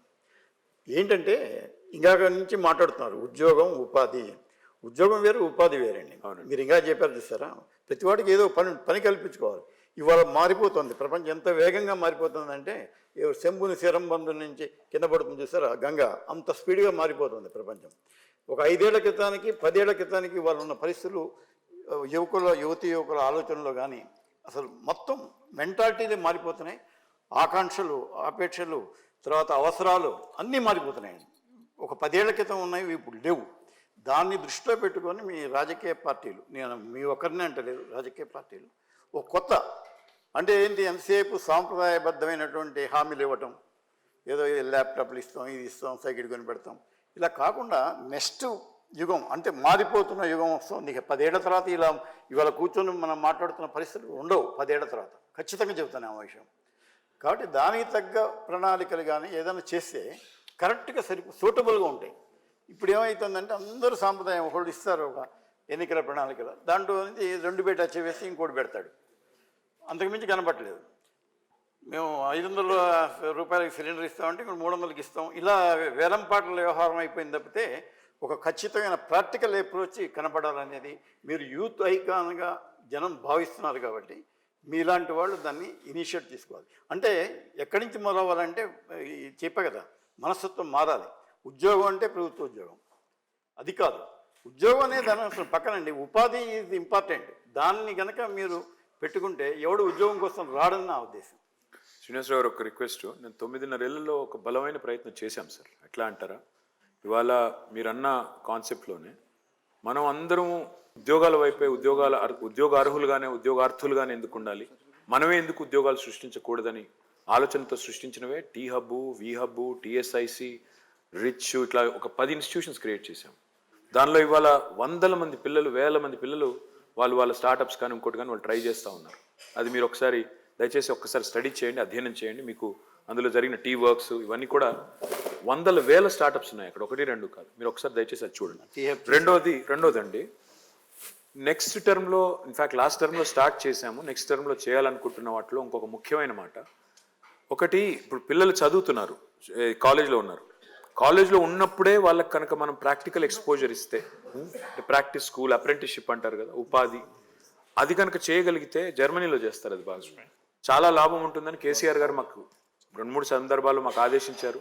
దురదృష్టవశాత్తు ఇంప్లిమెంట్ చేయలేకపోయినా జేఎన్టీలో ఒక చిన్న విభాగం స్టార్ట్ చేశాము. నెక్స్ట్ టర్మ్లో అది బలంగా చేస్తాం. తద్వారా ఏమవుతుందంటే పిల్లలకి చదువుతున్నప్పుడే ఆ ఓరియంటేషన్, ప్రాక్టికల్ ఎక్స్పోజర్, ఓరియంటేషన్ రావాలి. ఉపాధి తమంతట తమ కాళ్ళ మీద తాము నిలబడే స్థాయికి, ప్రైవేట్ రంగంలో అయినా ఇంకొకడైనా అయితే తాము పరిశ్రమ పెట్టడమో లేదా ఇంకోరు పెట్టిన పరిశ్రమలో పనిచేయడమో ఆ స్థాయికి వెళ్ళాలి. డెఫినెట్గా నెక్స్ట్ టర్మ్లో ప్రయారిటీ కింద చేస్తాం. విజయ్. కేటీఆర్ గారు 10 ఏళ్ళలో తెలంగాణలో అనేక మార్పులు, అనేక విజయాలు నమోదు చేశారు. దాంతోపాటు ఏదైతే తెలంగాణ ఏర్పడిందో వెనుకబాటు ప్రాంతానికి సంబంధించి రాష్ట్రంలో 10 ఏళ్ళ తెలంగాణ ఏర్పడిన తర్వాత అన్ని ప్రాంతాలు సమ అభివృద్ధి జరగలేదనేది ఒక అపవాదం. ముఖ్యంగా ఈ మల్టీ డైమెన్షనల్ పావర్టీ ఇండెక్స్ లేటెస్ట్గా అయితే వచ్చిందో దాంట్లో లైక్ నారాయణపేట్, కామారెడ్డి, మెదక్, నగర్ కర్నూలు జిల్లాలలో నేషనల్ యావరేజ్ కంటే ఎక్కువ పవర్టీ ఇండికేట్ అయ్యింది. వచ్చే డికేడ్లో ఈ వెనుకబడిన ప్రాంతాల మీద ఏమైనా స్పెషల్ ఫోకస్ చేయబోతున్నారా? అంటే దీన్ని 2 కోణాల్లో చూడొచ్చు విజయ్ గారు. ఒకటేమో ఇప్పుడు నేను చెప్పినట్టు తలసరి ఆదాయమే తీసుకుంటే మన రాష్ట్రంలోని అన్ని జిల్లాలు ఇంక్లూడింగ్ హైదరాబాద్, ఎక్స్క్లూడింగ్ హైదరాబాద్ కూడా నేషనల్ పర్ క్యాపిటల్ కంటే ఎక్కువ ఉంది. Average per capital number 1.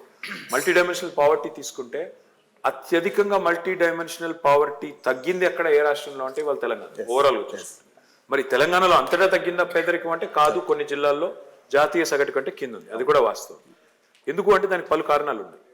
కొన్ని ప్రాంతాల్లో, ఇప్పుడు ఉదాహరణ కామారెడ్డి అన్నారు మీరు, కామారెడ్డిలో ఇంకా కాళేశ్వరం ప్రాజెక్టు యొక్క ఫలాలు రాలేదు. గోదావరి నీళ్ళు ఏవైతే ఆ మంచిప్ప ప్రాజెక్ట్ నుంచి రావాలో ఇంకా రాలేదు. అవి వస్తే కామారెడ్డిలో కూడా సాగునీరు వస్తుంది. సాగునీరు వస్తే సాగునీరుతో సంపద వస్తుంది. సంపదతో ఆటోమేటిక్గా మరి ఆ పావర్టీ కూడా తగ్గుతుంది. నారాయణపేటలో కూడా పాలమూరు రంగారెడ్డి ఎత్తిపోతల పథకం ఇప్పుడు ఆన్ అయింది, పంప్ ఆన్ అయింది, ఫస్ట్ పంప్ హౌస్ నడుస్తూ ఉంది. అక్కడికి కూడా నీళ్ళు వస్తే ఆటోమేటిక్గా అడుగుపోతుంది. మీరు ఒక చరిత్రలో చూస్తే జగిత్యాలలో నక్సలిజం బలంగా ఉండేది. In fact I think Muppalla Lakshmanarao గారిది కూడా బీర్కూర అక్కడే ఉంటుంది జగిత్యాల. మీరు చూస్తే ఎప్పుడైతే శ్రీరామ్ సాగర్ నీళ్లు రావడం మొదలైందో, కమాండ్ ఏరియా అయిందో, అప్పటి నుంచే మీరు చూస్తే మెల్లిమెల్లిగా you have seen that people started getting engaged. Youth గ్రామాల్లో నీళ్లు రావడం మొదలుపెట్టిన తర్వాత ఆటోమేటిక్గా వ్యవసాయం వైపు లేదా వ్యవసాయ అనుబంధ పరిశ్రమల వైపు, అనుబంధ రంగాల వైపు మళ్ళీ. అదే పద్ధతుల్లో తెలంగాణకు అల్టిమేట్ పరిష్కారం ఒక్కటే, సాగునీరే సంపదకు మూలం. 100% రూరల్ బ్యాక్గ్రౌండ్ తీసుకుంటే మాత్రం నారాయణపేట కావచ్చు, కామారెడ్డి కావచ్చు, మీరు చెప్పిన నాగర్ కర్నూలు కావచ్చు, పాలమూరు రంగారెడ్డి అండ్ కాళేశ్వరం, ఈ 2 సొల్యూషన్స్ పరిపూర్ణం అయిపోతే ఒక్కటంటే ఒక్క జిల్లా, ఒక్కటంటే ఒక్క నియోజకవర్గం కూడా మల్టీ డైమెన్షనల్ పావర్టీలో ఉండదు, ఆ ఇండెక్స్లోనే ఉండదు. అది వాస్తవం. ఇంకో కంటిన్యూషన్ ఏంటి సార్ అంటే ఈ ప్రాంతాలు సిరిసిల్ల, సిద్దిపేట, గజ్వేల్తో పోటీ పడలేక ఇన్ఫ్రాస్ట్రక్చర్లో కొంత ఒకటి ఒప్పుకుంటాను.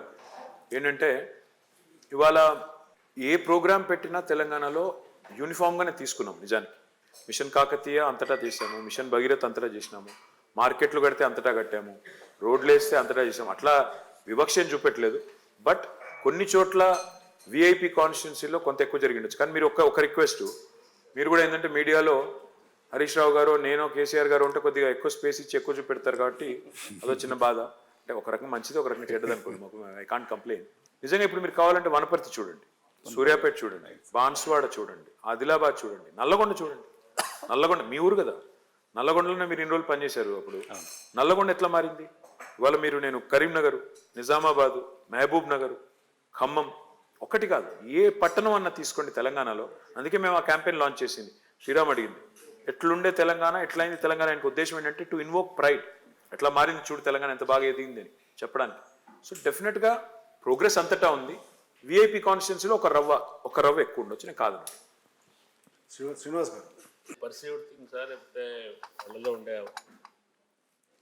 అపోహల, లేకపోతే నిజంగానే డెఫిషియన్సీ అనేది పక్కన పెడితే, ఒక మేజర్ ఎలిమెంట్ ప్రజల్లో ఇవాళ కనిపిస్తున్న కొద్దిపాటి అసంతృప్తికి, కొద్దిపాటి ఎంతో వాట్ ఎవర్ ఇట్ ఈస్ మన 10 రోజులు తెలుస్తుంది, ఆ అసంతృప్తికి సంబంధించిన కీలకాన్ని మీరు గుర్తుపట్టలేదేమో అనిపిస్తుంది.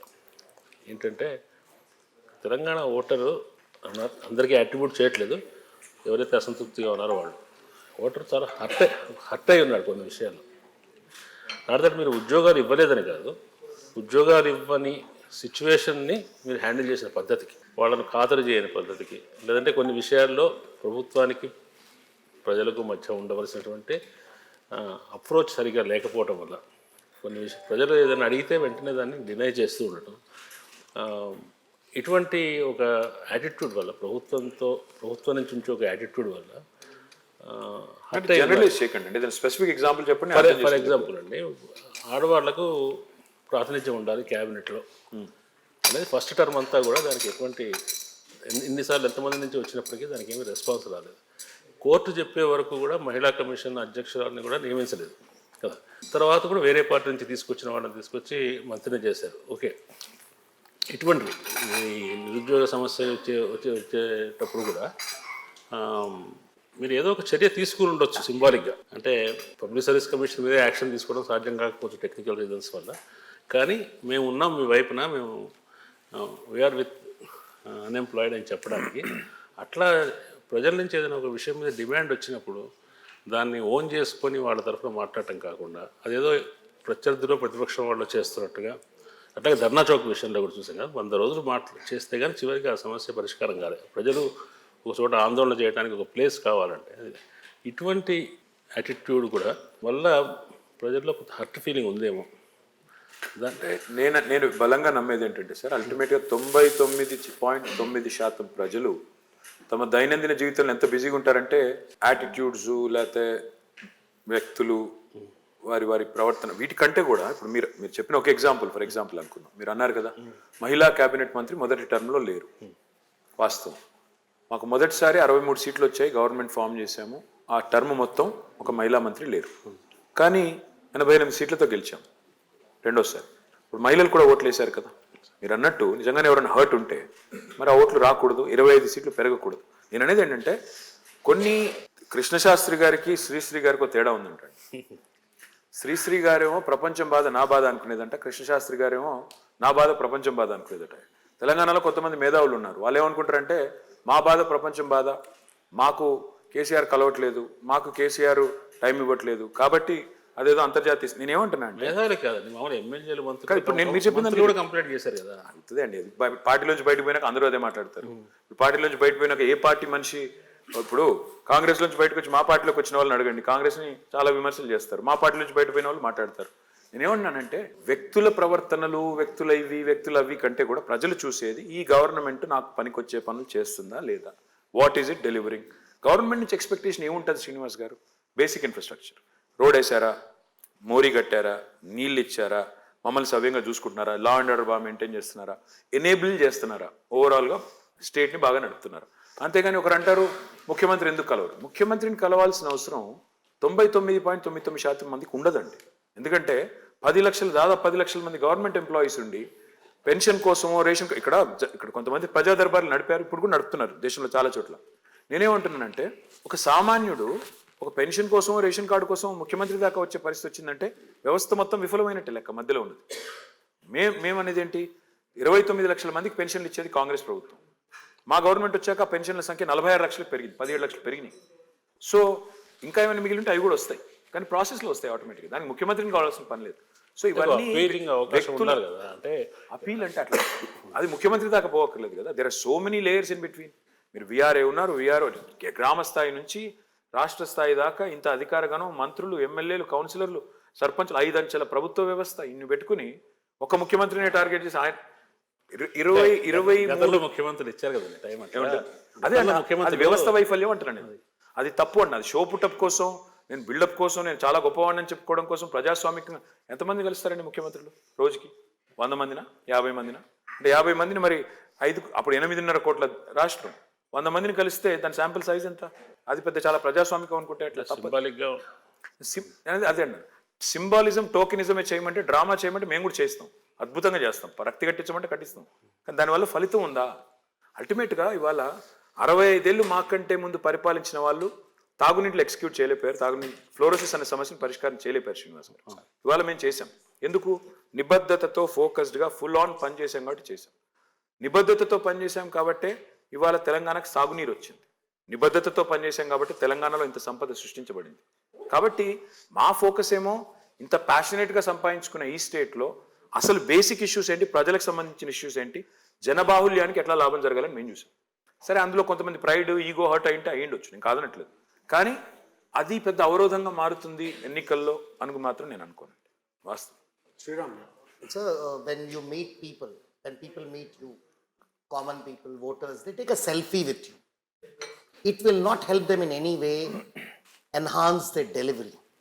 The truth is, more than the delivery you do, there's an emotional bond that gets attached. So how many people can you meet? Symbolism, tokenism cannot be about posturing, cannot just be about political dividends all the time, Sriram. Because end of the day, a chief minister or a minister or a legislator. See, people have forgotten the definition of MLA. MLA is a member of Legislative Assembly. He's supposed to be passing legislation. What are the MLAs doing in our country now? ఏం చేస్తున్నారు? వాళ్ళందరూ councillor చేయాల్సిన పని, సర్పంచ్ చేయాల్సిన పని కూడా చేస్తున్నారు. ప్రధానమంత్రులు కూడా పెన్షన్లు ఇచ్చుకుంటూ తిరిగితే ఏమన్నా అంటే దట్స్ నాట్ రైట్. ఇప్పుడు ప్రధానమంత్రి గారు వెళ్ళి ప్రతి ఊర్లో జెండాలు ఊపుతున్నారు. అదే స్టేషన్ మాస్టర్ కూడా చేయొచ్చు, లేదా లోకల్ ఎంపీ కూడా చేయొచ్చు. షో పుటప్కి బిల్డప్కి చేయాలనుకుంటే చాలా చేయొచ్చు. Sriram, our chief minister doesn't believe it. Yeah, fair. Okay. Yeah, Sriram, I think Minister Chala very, very cleverly has diverted this entire discussion onto development rather than politics. Which is good, no? Which is good, of course.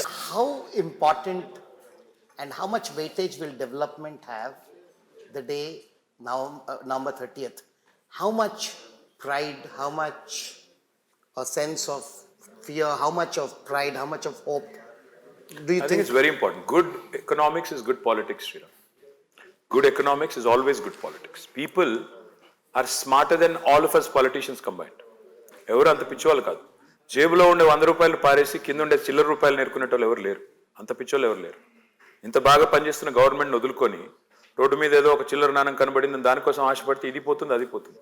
People are very smart that వే.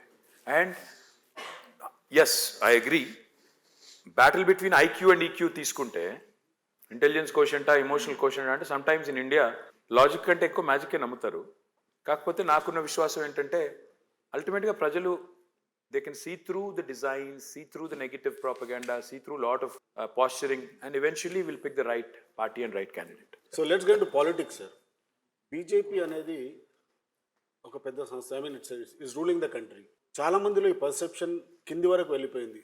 మీరు ఎంత చెప్పినా చాలా మంది నమ్మట్లేదు అనేది మా feedback.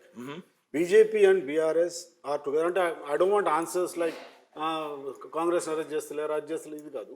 But నిజంగా చెప్పండి, ఈ పర్సెప్షన్ రావడానికి కారణం ఏంది? BJP and BRS are together.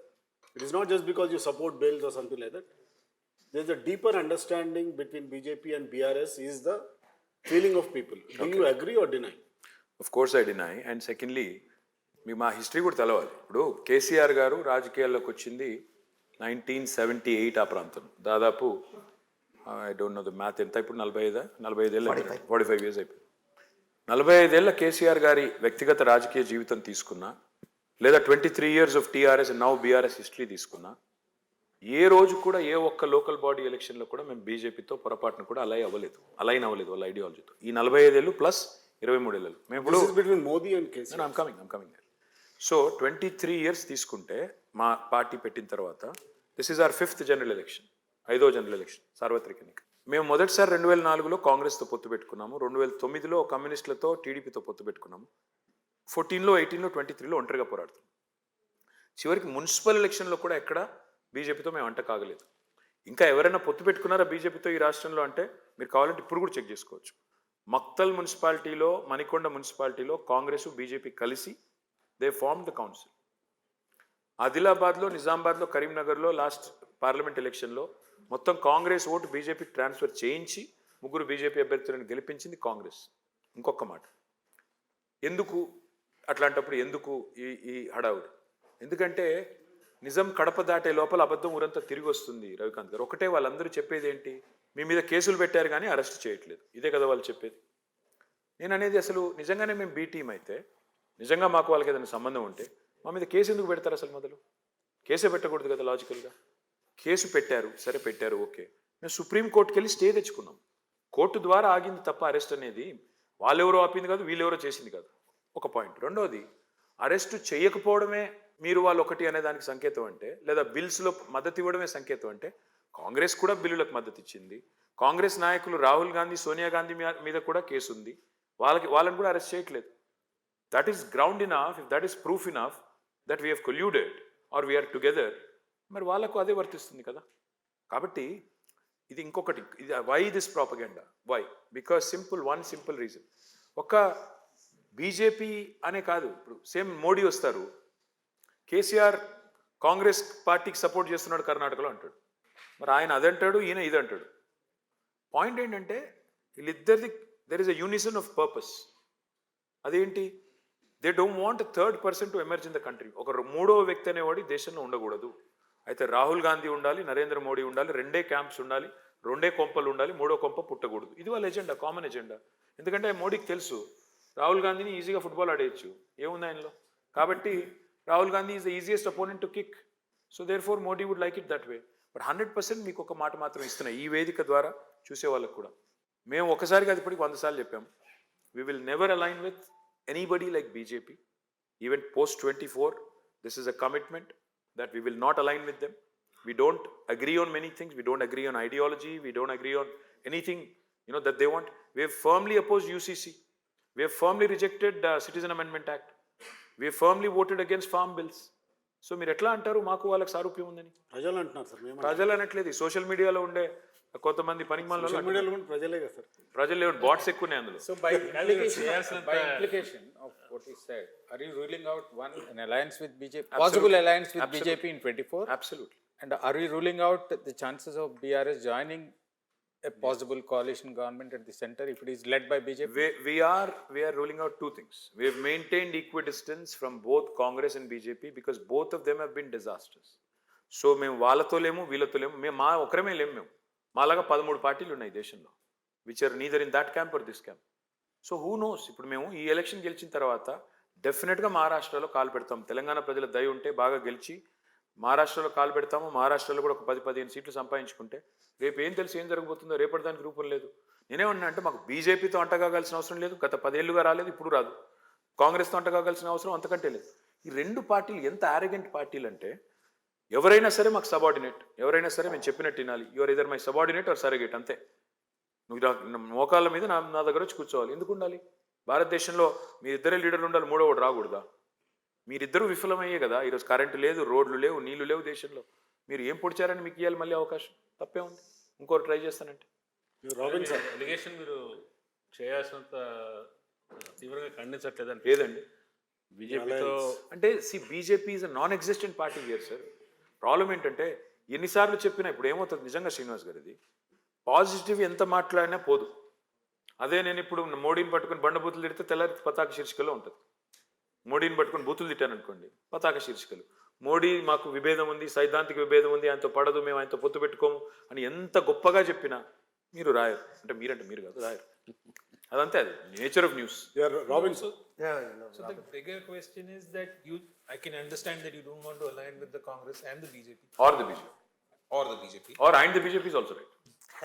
This Congress and BJP at are the same time, you can't deny the fact that the regional parties too have now aligned themselves this way or that. The ones that you also wanted to align with. Robin, I'll tell you what, it's a funny thing. See, Rahul Gandhi goes to Calcutta, calls BJP, Didi, Mamata Banerjee, the B team of BJP. Then goes to Delhi. He calls Arvind Kejriwal, the BJP's B team, and now he conveniently associates with both of them. Now you go figure, who's B team and kya hai? मैं क्या बोल रहा हूँ? ये जो alliance, temporary marriages of convenience, this is not what India is looking for, honestly. I think India wants a truly, a true change to come about. And if Telangana has succeeded in doing several things in 9 years, why not Maharashtra? Why not some other state where we can make a foray and do something impactful? Nothing wrong in dreaming, no? Not to contradict you, but most of us here do remember the 2009 NDA rally immediately after the elections. Of course, we wanted Telangana, we went for it, yes. Yes. See, we wanted the entire political system of this country to support Telangana. Yes, we went to RSS headquarters. We aligned with everybody from RSS to RSU. Radical Students Union to RSS. మేము ముందే చెప్పాం శ్రీరామ్, కుష్ఠు రోగినైనా కౌగిలించుకుంటాం, బొంత పురుగునైనా ముద్దు పెట్టుకుంటాం తెలంగాణ కోసం అని చెప్పాం. బొంత పురుగుని కౌగిలించుకున్నాం, ముద్దు పెట్టుకున్నాం, కుష్ఠరోగిని కూడా కౌగిలించుకున్నాం. ఆర్ఎస్ఎస్ హెడ్ క్వార్టర్ కూడా పోయాము, ఏఐసిసి హెడ్ క్వార్టర్ కూడా పోయాము. సో ఇందాక వాసు శ్రీరామ్ ఇద్దరు అడిగినట్టు మీ కుష్టు రోగినైనా ముద్దు పెట్టుకుంటాం, కౌగిలించుకుంటాం. కౌగిలించుకుంటాం. ఇష్టం sir. Sorry. If a political situation arises, Telangana కోసం, దానికోసం కాదు. obviously తెలంగాణ తెలంగాణ స్టేట్ కోసం. మీరు అవుట్ ఆఫ్ కాంటెక్స్ట్ ఫిక్స్ చేస్తే ఎట్లా? మేం చేయాల పని కానీ మీరు చేస్తారేంటి? Important question. ఆంధ్రప్రదేశ్ కర్ణాటకలో విపరీతమైన హామీలు ఇచ్చి దానికి మొత్తం డబ్బులన్నీ దానికి ఖర్చు పెడుతున్న డెవలప్మెంట్ ఆగిపోయింది. ఏపీలో మీరే చెప్తున్నారు రోడ్లు, తెలంగాణ రోడ్లు, ఆంధ్ర రోడ్లు. ఇక్కడ కూడా మీరు కాంగ్రెస్తో పోటీ పడి మీరు కూడా హామీలు ఇచ్చారు ఫస్ట్ టైం. ఇప్పుడు ఆల్రెడీ ఎంప్లాయీస్కే 1వ తారీఖు 2వ తారీఖు కూడా జీతాలు రావట్లేదు. ఇప్పుడు దీన్ని ఎలా మీరు ఇది చేయబోతున్నారు సార్? ఇవాళ ఎంప్లాయీస్ జీతాల మాటకే వస్తే, ఎంప్లాయీ జీతాలు కరోనా తర్వాత చాలా రాష్ట్రాల్లో అదే ఈ హామీలు వచ్చిన తర్వాత దాన్ని ఎలాగ డెవలప్మెంట్ ఎలా చేయబోతున్నారు? మేము ఒక్కొక్క రూపాయి లెక్కేసుకొని మేము హామీలు ఇచ్చాం తప్ప మేము వాళ్ళలాగా, నేను చూస్తా ఉన్నాను ఈ మధ్యన కాంగ్రెస్ నాయకులను అడుగుతున్నారు. ఇప్పుడు నన్ను అడిగినట్టే మీరు కాంగ్రెస్ వాళ్ళని అడిగారు, మీ హామీలో మొత్తం విలువ ఎంతో తెలుసా అని అడిగారు. అడిగితే వాళ్ళు చాలా అతి తెలివితేటలు ప్రదర్శించి ఏం చెప్తున్నారు? ఏముంది, కేసీఆర్ కక్కిందంతా తిన్నదంతా కక్కిస్తాం, కట్టేస్తాం. అసలు ఆ కాంగ్రెస్ పార్టీలో ఏ ఒక్కడికి ఏది తెలియదు వాస్తవం చెప్పాలంటే. ఎందుకంటారా? ఆ కాంగ్రెస్ హామీల విలువ ఏంటంటే, సార్ వాళ్ళు ఉదయపూర్ డిక్లరేషన్ అని ఒకటి పాస్ చేశారు. ఏం చెప్పారు అందులో? సొంత పార్టీలో టికెట్ కేటాయింపుల గురించి పాస్ చేసింది ఉదయపూర్ డిక్లరేషన్. కుటుంబానికి ఒకటే టికెట్ అన్నారు. తెలంగాణలో ఎన్ని కుటుంబాల్లో ఎన్ని టికెట్లు ఇచ్చారు సార్? కోమటిరెడ్డి కుటుంబంలో 2, మైనంపల్లి కుటుంబంలో 2, గడ్డం వివేక్, గడ్డం వెంకటస్వామి గారు, గడ్డం వినోద్ గారు, తర్వాత మన పద్మావతి గారు, ఉత్తమ్ కుమార్ రెడ్డి గారు. వాళ్ళు చేసిన డిక్లరేషన్ వాళ్ళే ఆనర్ చేయరు. వాళ్ళ సొంత పార్టీ టికెట్ కార్డునే వాళ్ళు ఆనర్ చేయరు, ఖాతరు చేయరు. వీళ్ళు ఇచ్చే హామీలు మేనిఫెస్టోలకి వాళ్ళకు కూడా తెలుసండి. ఎట్లాగో అయ్యేది లేదు, పోయేది లేదు, గాలికి పోయే పేలపిండి కృష్ణార్పణ నోటికి వచ్చిన వాగ్దానాలు ఇచ్చారు. అందులో లెక్క చూసుకోలేదు, పత్రం లేదు, ఏం లేదు. నేను అనేది ఏంటంటే సార్, మేము మాత్రం అట్లా కాకుండా ఒక్కొక్క రూపాయి లెక్కేసుకొని ఎంత ఖర్చు, ఎంత మాకు భారం పడుతుంది. ఎందుకంటే గవర్నమెంట్లోకి వచ్చేది మేము, రేపు నడపాల్సింది మేము, మాకు తెలుసు అది. అందుకే సౌభాగ్య లక్ష్మిని పెట్టాం. దానిలో ఎంతమంది మహిళలకు ఇవ్వాల్సి వస్తుంది, ఆసరా పెంచుతున్నాం. కానీ మేము బాధ్యత రహితంగా చెప్పలేదు. స్టేట్ ఎకానమీ పెరిగిన కొద్దీ పెంచుతామని చెప్పాం. ఫస్ట్ 3,000 చేస్తాము, తర్వాత 3,500, తర్వాత 4,000, తర్వాత 4,500, 5వ ఏటికి 5,000 చేస్తామని చెప్పాం. ఓట్ల కోసం తెల్లారే చేస్తామని అబద్ధం చెప్పలేదు. రైతు బంధు చెప్పాం, 10,000, 16,000 చేస్తామని చెప్పాం, కానీ స్టెప్ వైజ్ పోతామని చెప్పాం. సో మేము చెప్పింది ఎవ్రీ ఇయర్ ఒక గ్రోత్ ఫ్యాక్టర్ చేసుకొని ప్రతి సంవత్సరం మా రెవెన్యూ ఎంత పెరగవచ్చు, ఎంత మేరకు మేము పూడ్చవచ్చు అని చూసుకొని చెప్పాం తప్ప బాధ్యత రహితంగా చెప్పలేదు. మీరు ఇంకా వాళ్ళు చాలా చెప్పారు, మేము చెప్పిన దానికంటే ఒక 500-600 రెట్లు ఎక్కువ చెప్పారు.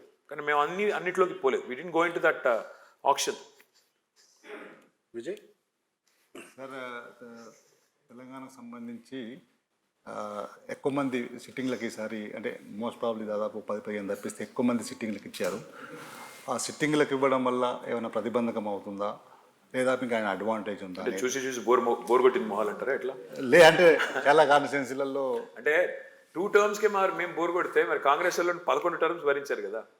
నేనేమన్నా అంటే గవర్నమెంట్ అనేది అల్టిమేట్గా చూస్తే, అంటే మరి నవీన్ పట్నాయక్ గారు ఇప్పుడు 5th టర్మ్ అనుకుంటా, 5th or 4th. అట్లాగే ఏమంటారు, గుజరాత్లో 5th or 6th term, 6 terms కాన్సిక్యూటివ్గా. సో మరి వాళ్ళకేమో మార్పు మంచిది కాదు, మా కాడికి వచ్చేసరికి మార్పు. అందుకే నేనేమంటున్నా అంటే, సిట్టింగ్లు అనే దానికంటే కూడా చూసేది సార్వత్రిక ఎన్నిక. విజయ్ గారు, రాష్ట్రాన్ని ఎవరి చేతిలో పెట్టాలి అనే ఎలక్షన్. ఎమ్మెల్యే క్యాండిడేట్ కూడా ఇంపార్టెంట్, నేను కాదనట్లేదు. But at the same time రాష్ట్రాన్ని ఎవరు నడుపుతారు? నేను ఇవాళ స్ట్రైట్గా అడిగేది ఒకటే. ఇప్పుడు కాంగ్రెస్ వాళ్ళు తుమ్మాలంటే ఢిల్లీ పర్మిషన్ కావాలి, దగ్గాలంటే ఢిల్లీ పర్మిషన్ కావాలి, రూపాయి ఖర్చు పెట్టాలంటే ఢిల్లీ పర్మిషన్ కావాలి, టికెట్లు ఢిల్లీ, బీఫామ్ ఢిల్లీ. వీళ్ళు 6 నెలలకు ఒకసారి ముఖ్యమంత్రిని మార్చే అలవాటు. వీళ్ళు రేపటి రోజున ఇన్ని స్కీములు పెట్టి, ఇన్ని హడావుడ్లు చేసి గ్యారంటీ అని రాసిచ్చారు, సంతకాలు పెట్టారు. నేను 100% చెప్తున్నా, ఇలా గుర్తుపెట్టుకోండి. రేవంత్ రెడ్డి గారు 2 చోట్ల ఓడిపోతున్నారు, కామారెడ్డిలో, కొడంగల్లో. మరి ఆయన సంతకం పెట్టించిన గ్యారంటీ కార్డు ఏమవుతుంది, రేపు చెల్లుతుందా? నేనేమన్నాను సార్ అంటే, అల్టిమేట్గా ప్రజలు చూసేది రాష్ట్రాన్ని ఎవరు నడుపుతారు. ఇవాళ కాంగ్రెస్లో ఎవరు నడుపుతారు అంటే వాళ్ళకే తెలవదు. కాబట్టి ప్రజలు అంత అమాయకంగా ఎవరి చేతుల్లో పడితే వాళ్ళ చేతుల్లో రాష్ట్రాన్ని పెడతారని నేను అనుకోను. ఎమ్మెల్యేల మీద అక్కడక్కడ ఉన్నది అని మీరు అంటున్నారు.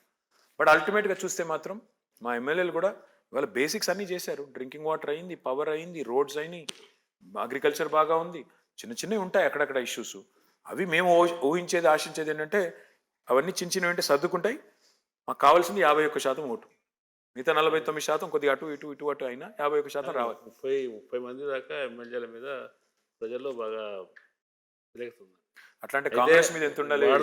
వాళ్ళని మీరు ఇంపోజ్ చేశారు అనే ఇందాక చెప్పిన హర్ట్ ఫీలింగ్లో అది కూడా ఒకటి. ఎందుకంటే ఏకపక్షంగా వాళ్ళని కనుక తీసేసి ఉంటే, అంటే మార్చి ఉంటే మీకు ఇప్పుడు ఉన్నంత టెన్షన్ ఉండేది కాదేమో. అంటే శ్రీనివాస్ గారు ఆనెస్ట్లీ మరి 11 సార్లు మోసి మోసి మోసి కాంగ్రెస్ బోర్ కొట్టలేదంటారా జనాలకి? మనుషులు మారుతారా కనీసం? ఇందాక మనుషులు మారినా సరుకు అదే కదా సార్. కొత్త కొత్త సీసాలో పాత సార్ అదే సరుకు. ఇందాక మీరు గుజరాత్ గురించి మాట్లాడినారు. గుజరాత్లో బోర్ కొట్టలేదా జనాలు అంటే, గుజరాత్లో 3-4 చీఫ్ మినిస్టర్స్ మారినారు సార్. తెలంగాణలో కూడా అటువంటి మారే అవకాశం ఏమైనా ఉందా ఈసారి? మా chief minister is in the pink of his health sir. అయినా కూడా మారొచ్చు. అందుకే చెప్తున్నా, is in the pink of his health. బ్రహ్మాండంగా ఉన్నారు కాబట్టి ఆయనే ఉంటారు. అందులో మీకు అనుమానం వద్దు, నాకు అనుమానం వద్దు, ఎవరికి వద్దు. ఆయన సూటిగా అడగట్లేదు సార్. 1 ఇయర్ తర్వాత 2 ఇయర్స్ తర్వాత మీరు ఆ సీట్లోకి వచ్చే అవకాశం ఉందా? మీరు ముందు గెలిపించండి సార్. మీరు ముందు గెలిపించేస్తే, మీరు అందరూ కూడబలుకొని గెలిపించేస్తే ఆ తర్వాత మనం మళ్ళీ తిరిగి ఇట్లా కూర్చొని మాట్లాడతాం. సో ఒక టాక్ జనరల్గా వచ్చింది ఏంటంటే, హిందూ ఆఫీస్లోనూ నేను హిందూ ఆఫీస్లో అనుకోండి, జర్నలిస్ట్ మధ్యలో ఒక 40 కాన్స్టిట్యున్సీస్లో where KTR matters more than KCR అని. సో కేటీఆర్ను ముఖ్యమంత్రిగా చేస్తే, అభ్యర్థిగా ప్రకటిస్తే ఈసారి 3వ టర్మ్ మీరు ఎక్కడో ఏదో అద్భుతంగా రావచ్చు అనేది గొడవ పెట్టే పనిలో ఉన్నారు. మీరు ఏదో గొడవ పెట్టే పనిలో ఉన్నారు. నాకు అట్లాంటి ఐల్ బి ఆనెస్ట్. మీకు లేవు సార్, ప్రజలకు అనేది ఆలోచన. నాకు కాదు ఐల్ బి ఆనెస్ట్. జీవితంలో ఎన్నడూ మంత్రి అవుతానని కూడా కలలో అనుకోలేదు నేను. కలలో కూడా అనుకోలేదు. 2014లో నిజంగా సిచ్యువేషన్ ఏంటంటే, I told my wife I'm retiring from politics. ఏ రోజైతే ఆయన కేసీఆర్ గారు కాంగ్రెస్లో పార్టీని కలిపేద్దామని, విలీనం చేద్దామని డిసైడ్ చేశారు, ఐ టోల్డ్ మై వైఫ్, నాకు ఈ పార్టీ అంటే అసహ్యం, నేను ఉండలేను, ఇమ్మడలేను, నా వల్ల కాదు. అయినా వచ్చింది తెలంగాణ వస్తే చాలనుకుని వచ్చాము, చాలు, ఈ జీవితానికి చాలు, రిటైర్ అనుకుని ఆ ఇంట్లో అడుగు పెట్టాము, సోనియా గాంధీ ఇంట్లో. మా అదృష్టం ఏంటంటే సోనియా గాంధీ గారు మొత్తానికి ఎందుకో కానీ ఆ విలీన ప్రతిపాదన అది సరిగా హ్యాండిల్ చేయలేదు. మొత్తానికి మా నెత్తిన పాలు పోశారు. సో అనుకోకుండా మంత్రి అయ్యాను నేను. మంత్రికి పదవి ఇచ్చేటప్పుడు కూడా నేను సీఎం గారు పిలిచి ఇస్తున్నాను అంటే నేను చెప్పాను, సార్ వద్దేమో, ఎందుకంటే మిమ్మల్ని అంటారు, కుటుంబ పాలన అంటారు, మిమ్మల్ని తిడతారు, మీ క్యాబినెట్లో నేను ఎందుకు సార్, మీరు ఉంటే చాలు కదా అని అన్నాను. అంటే ఆయన ఆ రోజు ఒక మాట చెప్పారు నాకు. ఏమన్నారంటే, ఈరోజు కాదు, నీకు 10 ఏళ్ల తర్వాత నిన్ను మంత్రిని చేసిన, సీనియర్ ఎమ్మెల్యే అయిన తర్వాత మంత్రి చేసిన ఇదే మాట అంటారు, ఇదే తిట్లు తిడతారు. ఒకసారి అవకాశం ఇచ్చిన తర్వాత నువ్వు ప్రూవ్ చేసుకుంటే, నువ్వు నిజంగా ఎఫిషియెంట్ అడ్మినిస్ట్రేటర్ అని ప్రూవ్ చేసుకుంటే సర్వైవ్ అవుతావు, లేకపోతే కొట్టుకుపోతావు. ప్రజాస్వామ్యంలో సింపుల్ సూత్రం అది అని చెప్పారు. So I accepted. And now మీరే అంటున్నారు మీకు ఆఫీస్లో టాక్ అని. నేనేమంటున్నా అంటే, జర్నలిస్ట్ మధ్యలో టాక్ అదే సార్, నేనేమంటున్నా అంటే, నాకు I have no such illusions about myself. నేను చూసేది ఏంటంటే, ఇదంతా నాకు బోనస్ పీరియడ్. ఈ 9.5 ఏళ్ళు బోనస్. దీనికంటే ఇంకేదో కావాలని ఆశపడడం అత్యాశ అవుతుంది, దురాశ అవుతుంది. నాకు అట్లాంటి ఆశ లేదు. CM I'm very happy. No I'm honestly telling you, next time నాకు మంత్రి పదవి ఇవ్వకపోయినా ఒక ఎమ్మెల్యేగా పనిచేయమన్నా, పార్టీకి వెళ్ళి పనిచేయమన్నా చేస్తాను. అంతే తప్ప నాకు సీఎంలు పిఎంలు అట్లాంటి ఆశలు అంబిషన్లు ఏమీ లేవు. సుఖంగా ఎక్కడున్న, ఇప్పుడు మా పార్టీ గెలవాలి, అదొకటే కోరిక, ప్రజలు బాగుండాలి, అదొకటే కోరిక. బండారు గారు ఒకటి మీరు ఇంకాక మాట చెప్పారు, రాజకీయాల్లో పాజిటివ్ యాటిట్యూడ్ ఉంటే ప్రామినెన్స్ దొరకదు, మీడియా దొరకదండి. పాజిటివ్ ప్రశ్నల పరిస్థితి కూడా అదే అని నాకు ఒకటి చెప్తానండి. ఇంకాక మీరు అంటే కొద్దిగా రివైండ్ చేస్తారు మళ్ళీ వెనక్కి, ఎందుకంటే ఇప్పుడు సబ్జెక్ట్ వేరే. ఈ అవైలబిలిటీ యాక్సెసిబిలిటీ అని చెప్పారు కదా, సీఎం గారు ఎందుకు కలవరు జనాన్ని, అది ఇది అనే దాని మీద చర్చ జరిగింది కదా. ఒకటేంటంటే అవైలబిలిటీ అంటే పోయి కూర్చొని 10 to 5 కూర్చుంటారు, కానీ యాక్సెసిబిలిటీ ఉండదు. ఏం లాభం దానివల్ల అని ఒక వాదం ఉంది. దానివల్ల యాక్సెసిబిలిటీ ఈజ్ సంథింగ్ డిఫరెంట్. అంటే వాళ్ళు ఎవరైతే ఏ పని మీద వస్తారో ఆ పని జరగడం, అది పాజిటివ్గా తీసుకుంటే. నేను వచ్చిన నాగవల్లికో ప్రమీలో ఎవరో ఉందండి ఒక అమ్మాయి, ఒంగోలు నుంచి ఆ రోజు కరోనా టైంలో she came to Hyderabad for job, ఏదో ఇంటర్వ్యూ కోసం వచ్చింది. ఇది నేను ఫేస్బుక్లో చదివాను, అందుకే చదువుతున్నాను. She wrote it. అది ఏం రాసిందంటే, వచ్చిన తర్వాత మొత్తం ఇటు నుంచి అడిపోవడానికి అటు నుంచి ఇడిపోవడానికి అయిపోయింది, మొత్తం ఇక్కడ అంతా క్లోజ్ అయిపోయినాయి, అంతా రకమైన భయంకరమైన బంద్ నడుస్తుంది. ఆ టైంలో మీకు ఒక చిన్న ఇది పెట్టారు, ట్వీట్ పెడితే my team will assist you అని మీరు ఫర్ దట్ షీ సాటిస్ఫైడ్. మళ్ళీ వెనక్కి వెళ్ళిపోయింది.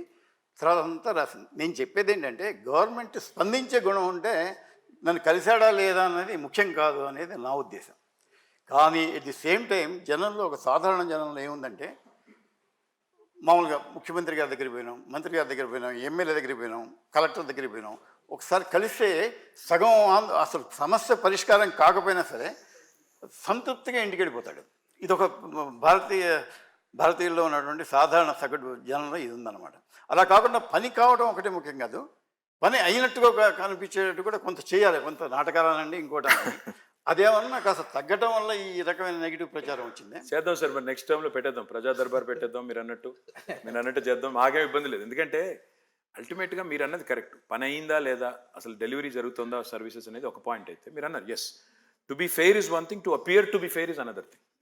నేను పారదర్శకంగా ఉన్నాను, ఫెయిర్గా ఉన్నాను, నిజాయితీగా ఉన్నానని చెప్పుకోవడం ఎంత ముఖ్యం, ఉన్నట్టు కనబడటం కూడా ఎంత ముఖ్యం. ఇప్పుడు చాలా పార్టీల్లో ఏం చేస్తారు, టికెట్లు ఇచ్చేటప్పుడు 4 కమిటీలు వేస్తారు, ఫైనల్గా అధినేత నిర్ణయం తీసుకుంటాడు, అందరికీ తెలుసు అది.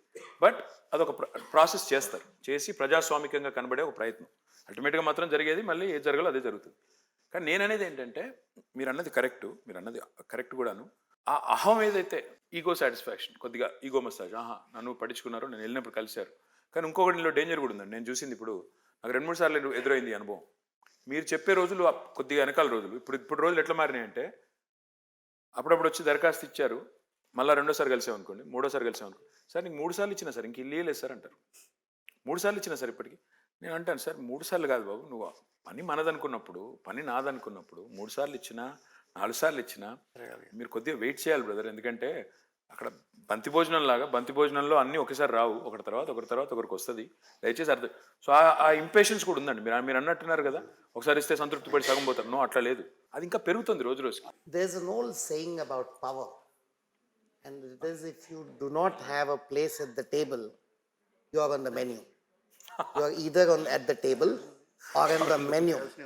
And the point about why democracy is beautiful is it emotionally, psychologically gives everybody a sense of being at the table. Did you think by systemically believing in reducing the size of the table, you have created more people who just, for that sense of being on the table, have gone against you, irrespective of and oblivious to the logical benefits of your schemes? I don't know. I mean, I've never heard this before, but I'm glad you kind of brought in this euphemism, which is very interesting. Never heard of it before. But I don't subscribe to that at all. In fact, like I said, the ordinary common man of this state or any country for that matter focuses only on, in fact, in other parts of the world, you see prime ministers and ministers traveling very casually in subways, etc., etc. People don't care as much because those are evolved democracies, much more mature democracies, because they don't care whether this guy is traveling or trying to do something, positioning, politicking, whatever. ఎందుకంటే అంత సీరియస్గా అక్కడ తీసుకోరు. ఇక్కడికి వచ్చేసరికి ఏంటంటే, ఒక మంత్రినో, ముఖ్యమంత్రినో, ఒక ఎమ్మెల్యేనో కలవడమే ఒక గొప్ప విషయం అనుకునే స్థాయికి వచ్చింది. I think that will change as we decentralize more, as we make things happen in a much more efficient manner, rather than getting fixated over who gets a seat at the table or who becomes a part of the menu, I guess. But it's a great line, one line. Sir, 2 ప్రశ్నలు sir. ఒకటి, ఈ 5 ఏళ్ళు 10 ఏళ్ళు మీకు బాగా అత్యంత సంతృప్తినిచ్చిన ఒక అంశం ఒకటి sir.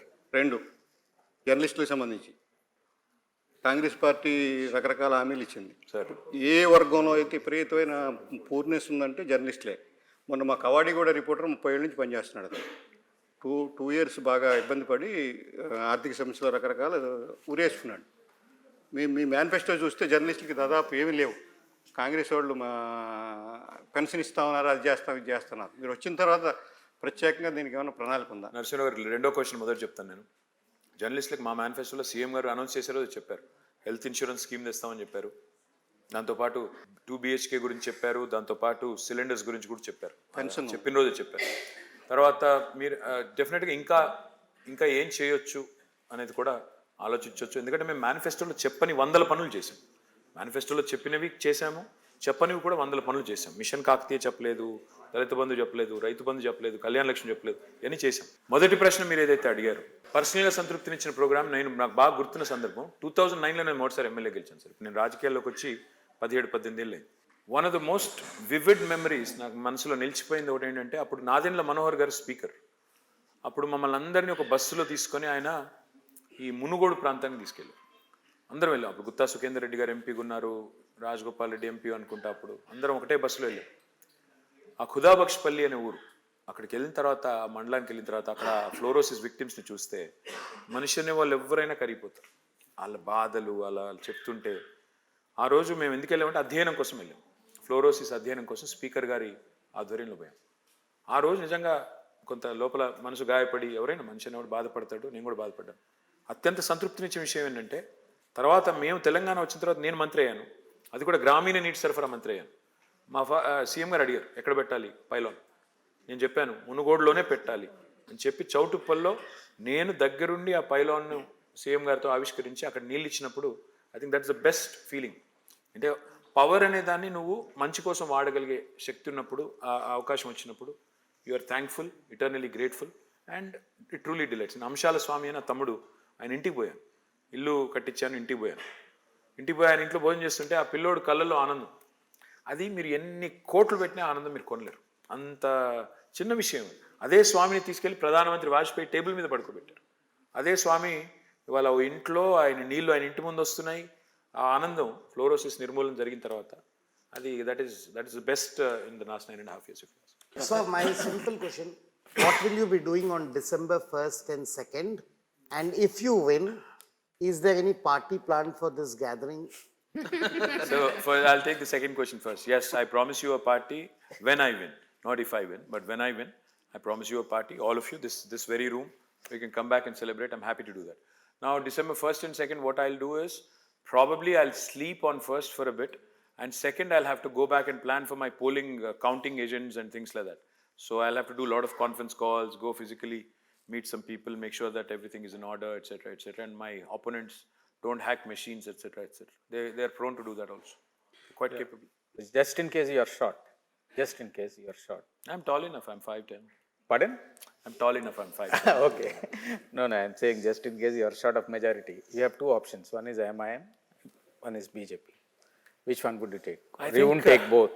No, I think if you are saying we'll be short, right? I'm saying in case you are short. First of all, that will not happen. Hypothetically speaking, also it won't happen. We'll win comfortably over 80. So after we win 80, I think like how MIM has supported us from outside, they are welcome to continue to do that. No, that of course they will do. I mean, it has no materials or any other significance. I don't foresee that happening at all. I don't so foresee. In case అంటే మీరు Vasu sir అన్నట్టు in case if you don't win that always exist because I just want recall an anecdote. Amitabh Bachchan గారు first time పోటీ చేసినప్పుడు 84లో in Allahabad against H.N. Bahuguna అనుకుంటారు, the very senior politician. Someone went and asked him, sir మీరు ఓడిపోతే ఎట్లా? సమస్య లేదు, ఓడిపోయేదన్న. ఒకవేళ ఓడిపోతే in case like was said, ఒకవేళ ఓడిపోతే సమస్య లేదన్నారు. But ultimately last. సో పాలిటిక్స్లో anything is possible. Politics lo anything is possible. I don't dispute that at all. జీవితంలో కూడా anything is possible. I don't dispute that at all. But KCR has this uncanny habit of scripting history. Impossible అన్నారు తెలంగాణ, తెచ్చారు ఆయన. Impossible అన్నారు కాళేశ్వరం, కట్టారు ఆయన. Impossible అన్నారు drinking water, చేశారు. ఇంపాసిబుల్ అంటున్నారు హ్యాట్రిక్ సౌత్ ఇండియాలో, కొట్టి చూపెడతాం. 3rd December, wait and watch. Okay, రైతు బంధుకి ఇప్పుడే ఎలక్షన్ కమిషన్ అనుమతి ఇచ్చిందంట. మొత్తం అందరికీ ఇమీడియట్గా అకౌంట్లో అమౌంట్ వేస్తున్నారా? Which is good because PM కిసాన్కి ఆల్రెడీ ఇచ్చారు, పిఎం కిసాన్ వేశారు. ఇది కూడా చేస్తే మంచిదే. I think we should welcome it. ఇంకా ఉద్యోగుల డిఏల గురించి కూడా రాసాము, అది కూడా ఇవ్వమని చెప్పండి మీరు. కొద్దిగా ఏమైనా మీకు సిఫార్సు చేయండి మాకోసం. ఉద్యోగుల డిఏలు కూడా ఆపారు, అది కూడా ఇచ్చేస్తే అది కూడా మంచిగా జరుగుతుంది. రెగ్యులర్గా జరిగేటి ఇవన్నీ. I think that should not be disturb because of elections. This one small final question to mister KTR. Like ప్రతి తెలంగాణలో ప్రతి ఫాదర్ కొడుకు ఎంత పెద్దగానే కూడా ఫాదర్ దగ్గరకు వచ్చి భయపడతాడు. So are you also a typical Telangana? Absolutely. I can't. You still feel your father? అసలు లెఫ్ట్ సైడ్ అక్కడ అసెంబ్లీలో సీఎం గారు కూర్చుంటే నేను అక్కడ చూడను కూడా చూడను. I operate with blinders. I speak like that. So yes. So is a good Telangana son. Yes, I am a good Indian son. Good Indian son. It applies to all of us. On behalf of Press Club Hyderabad, we would like to thank the minister Appreciate. and also the senior editors who have come here, and on behalf of them, on behalf of journalists, we wish you all the best from the journalistic fraternity. Thank you, sir. Thank you so much. Thank you very much. Thank you.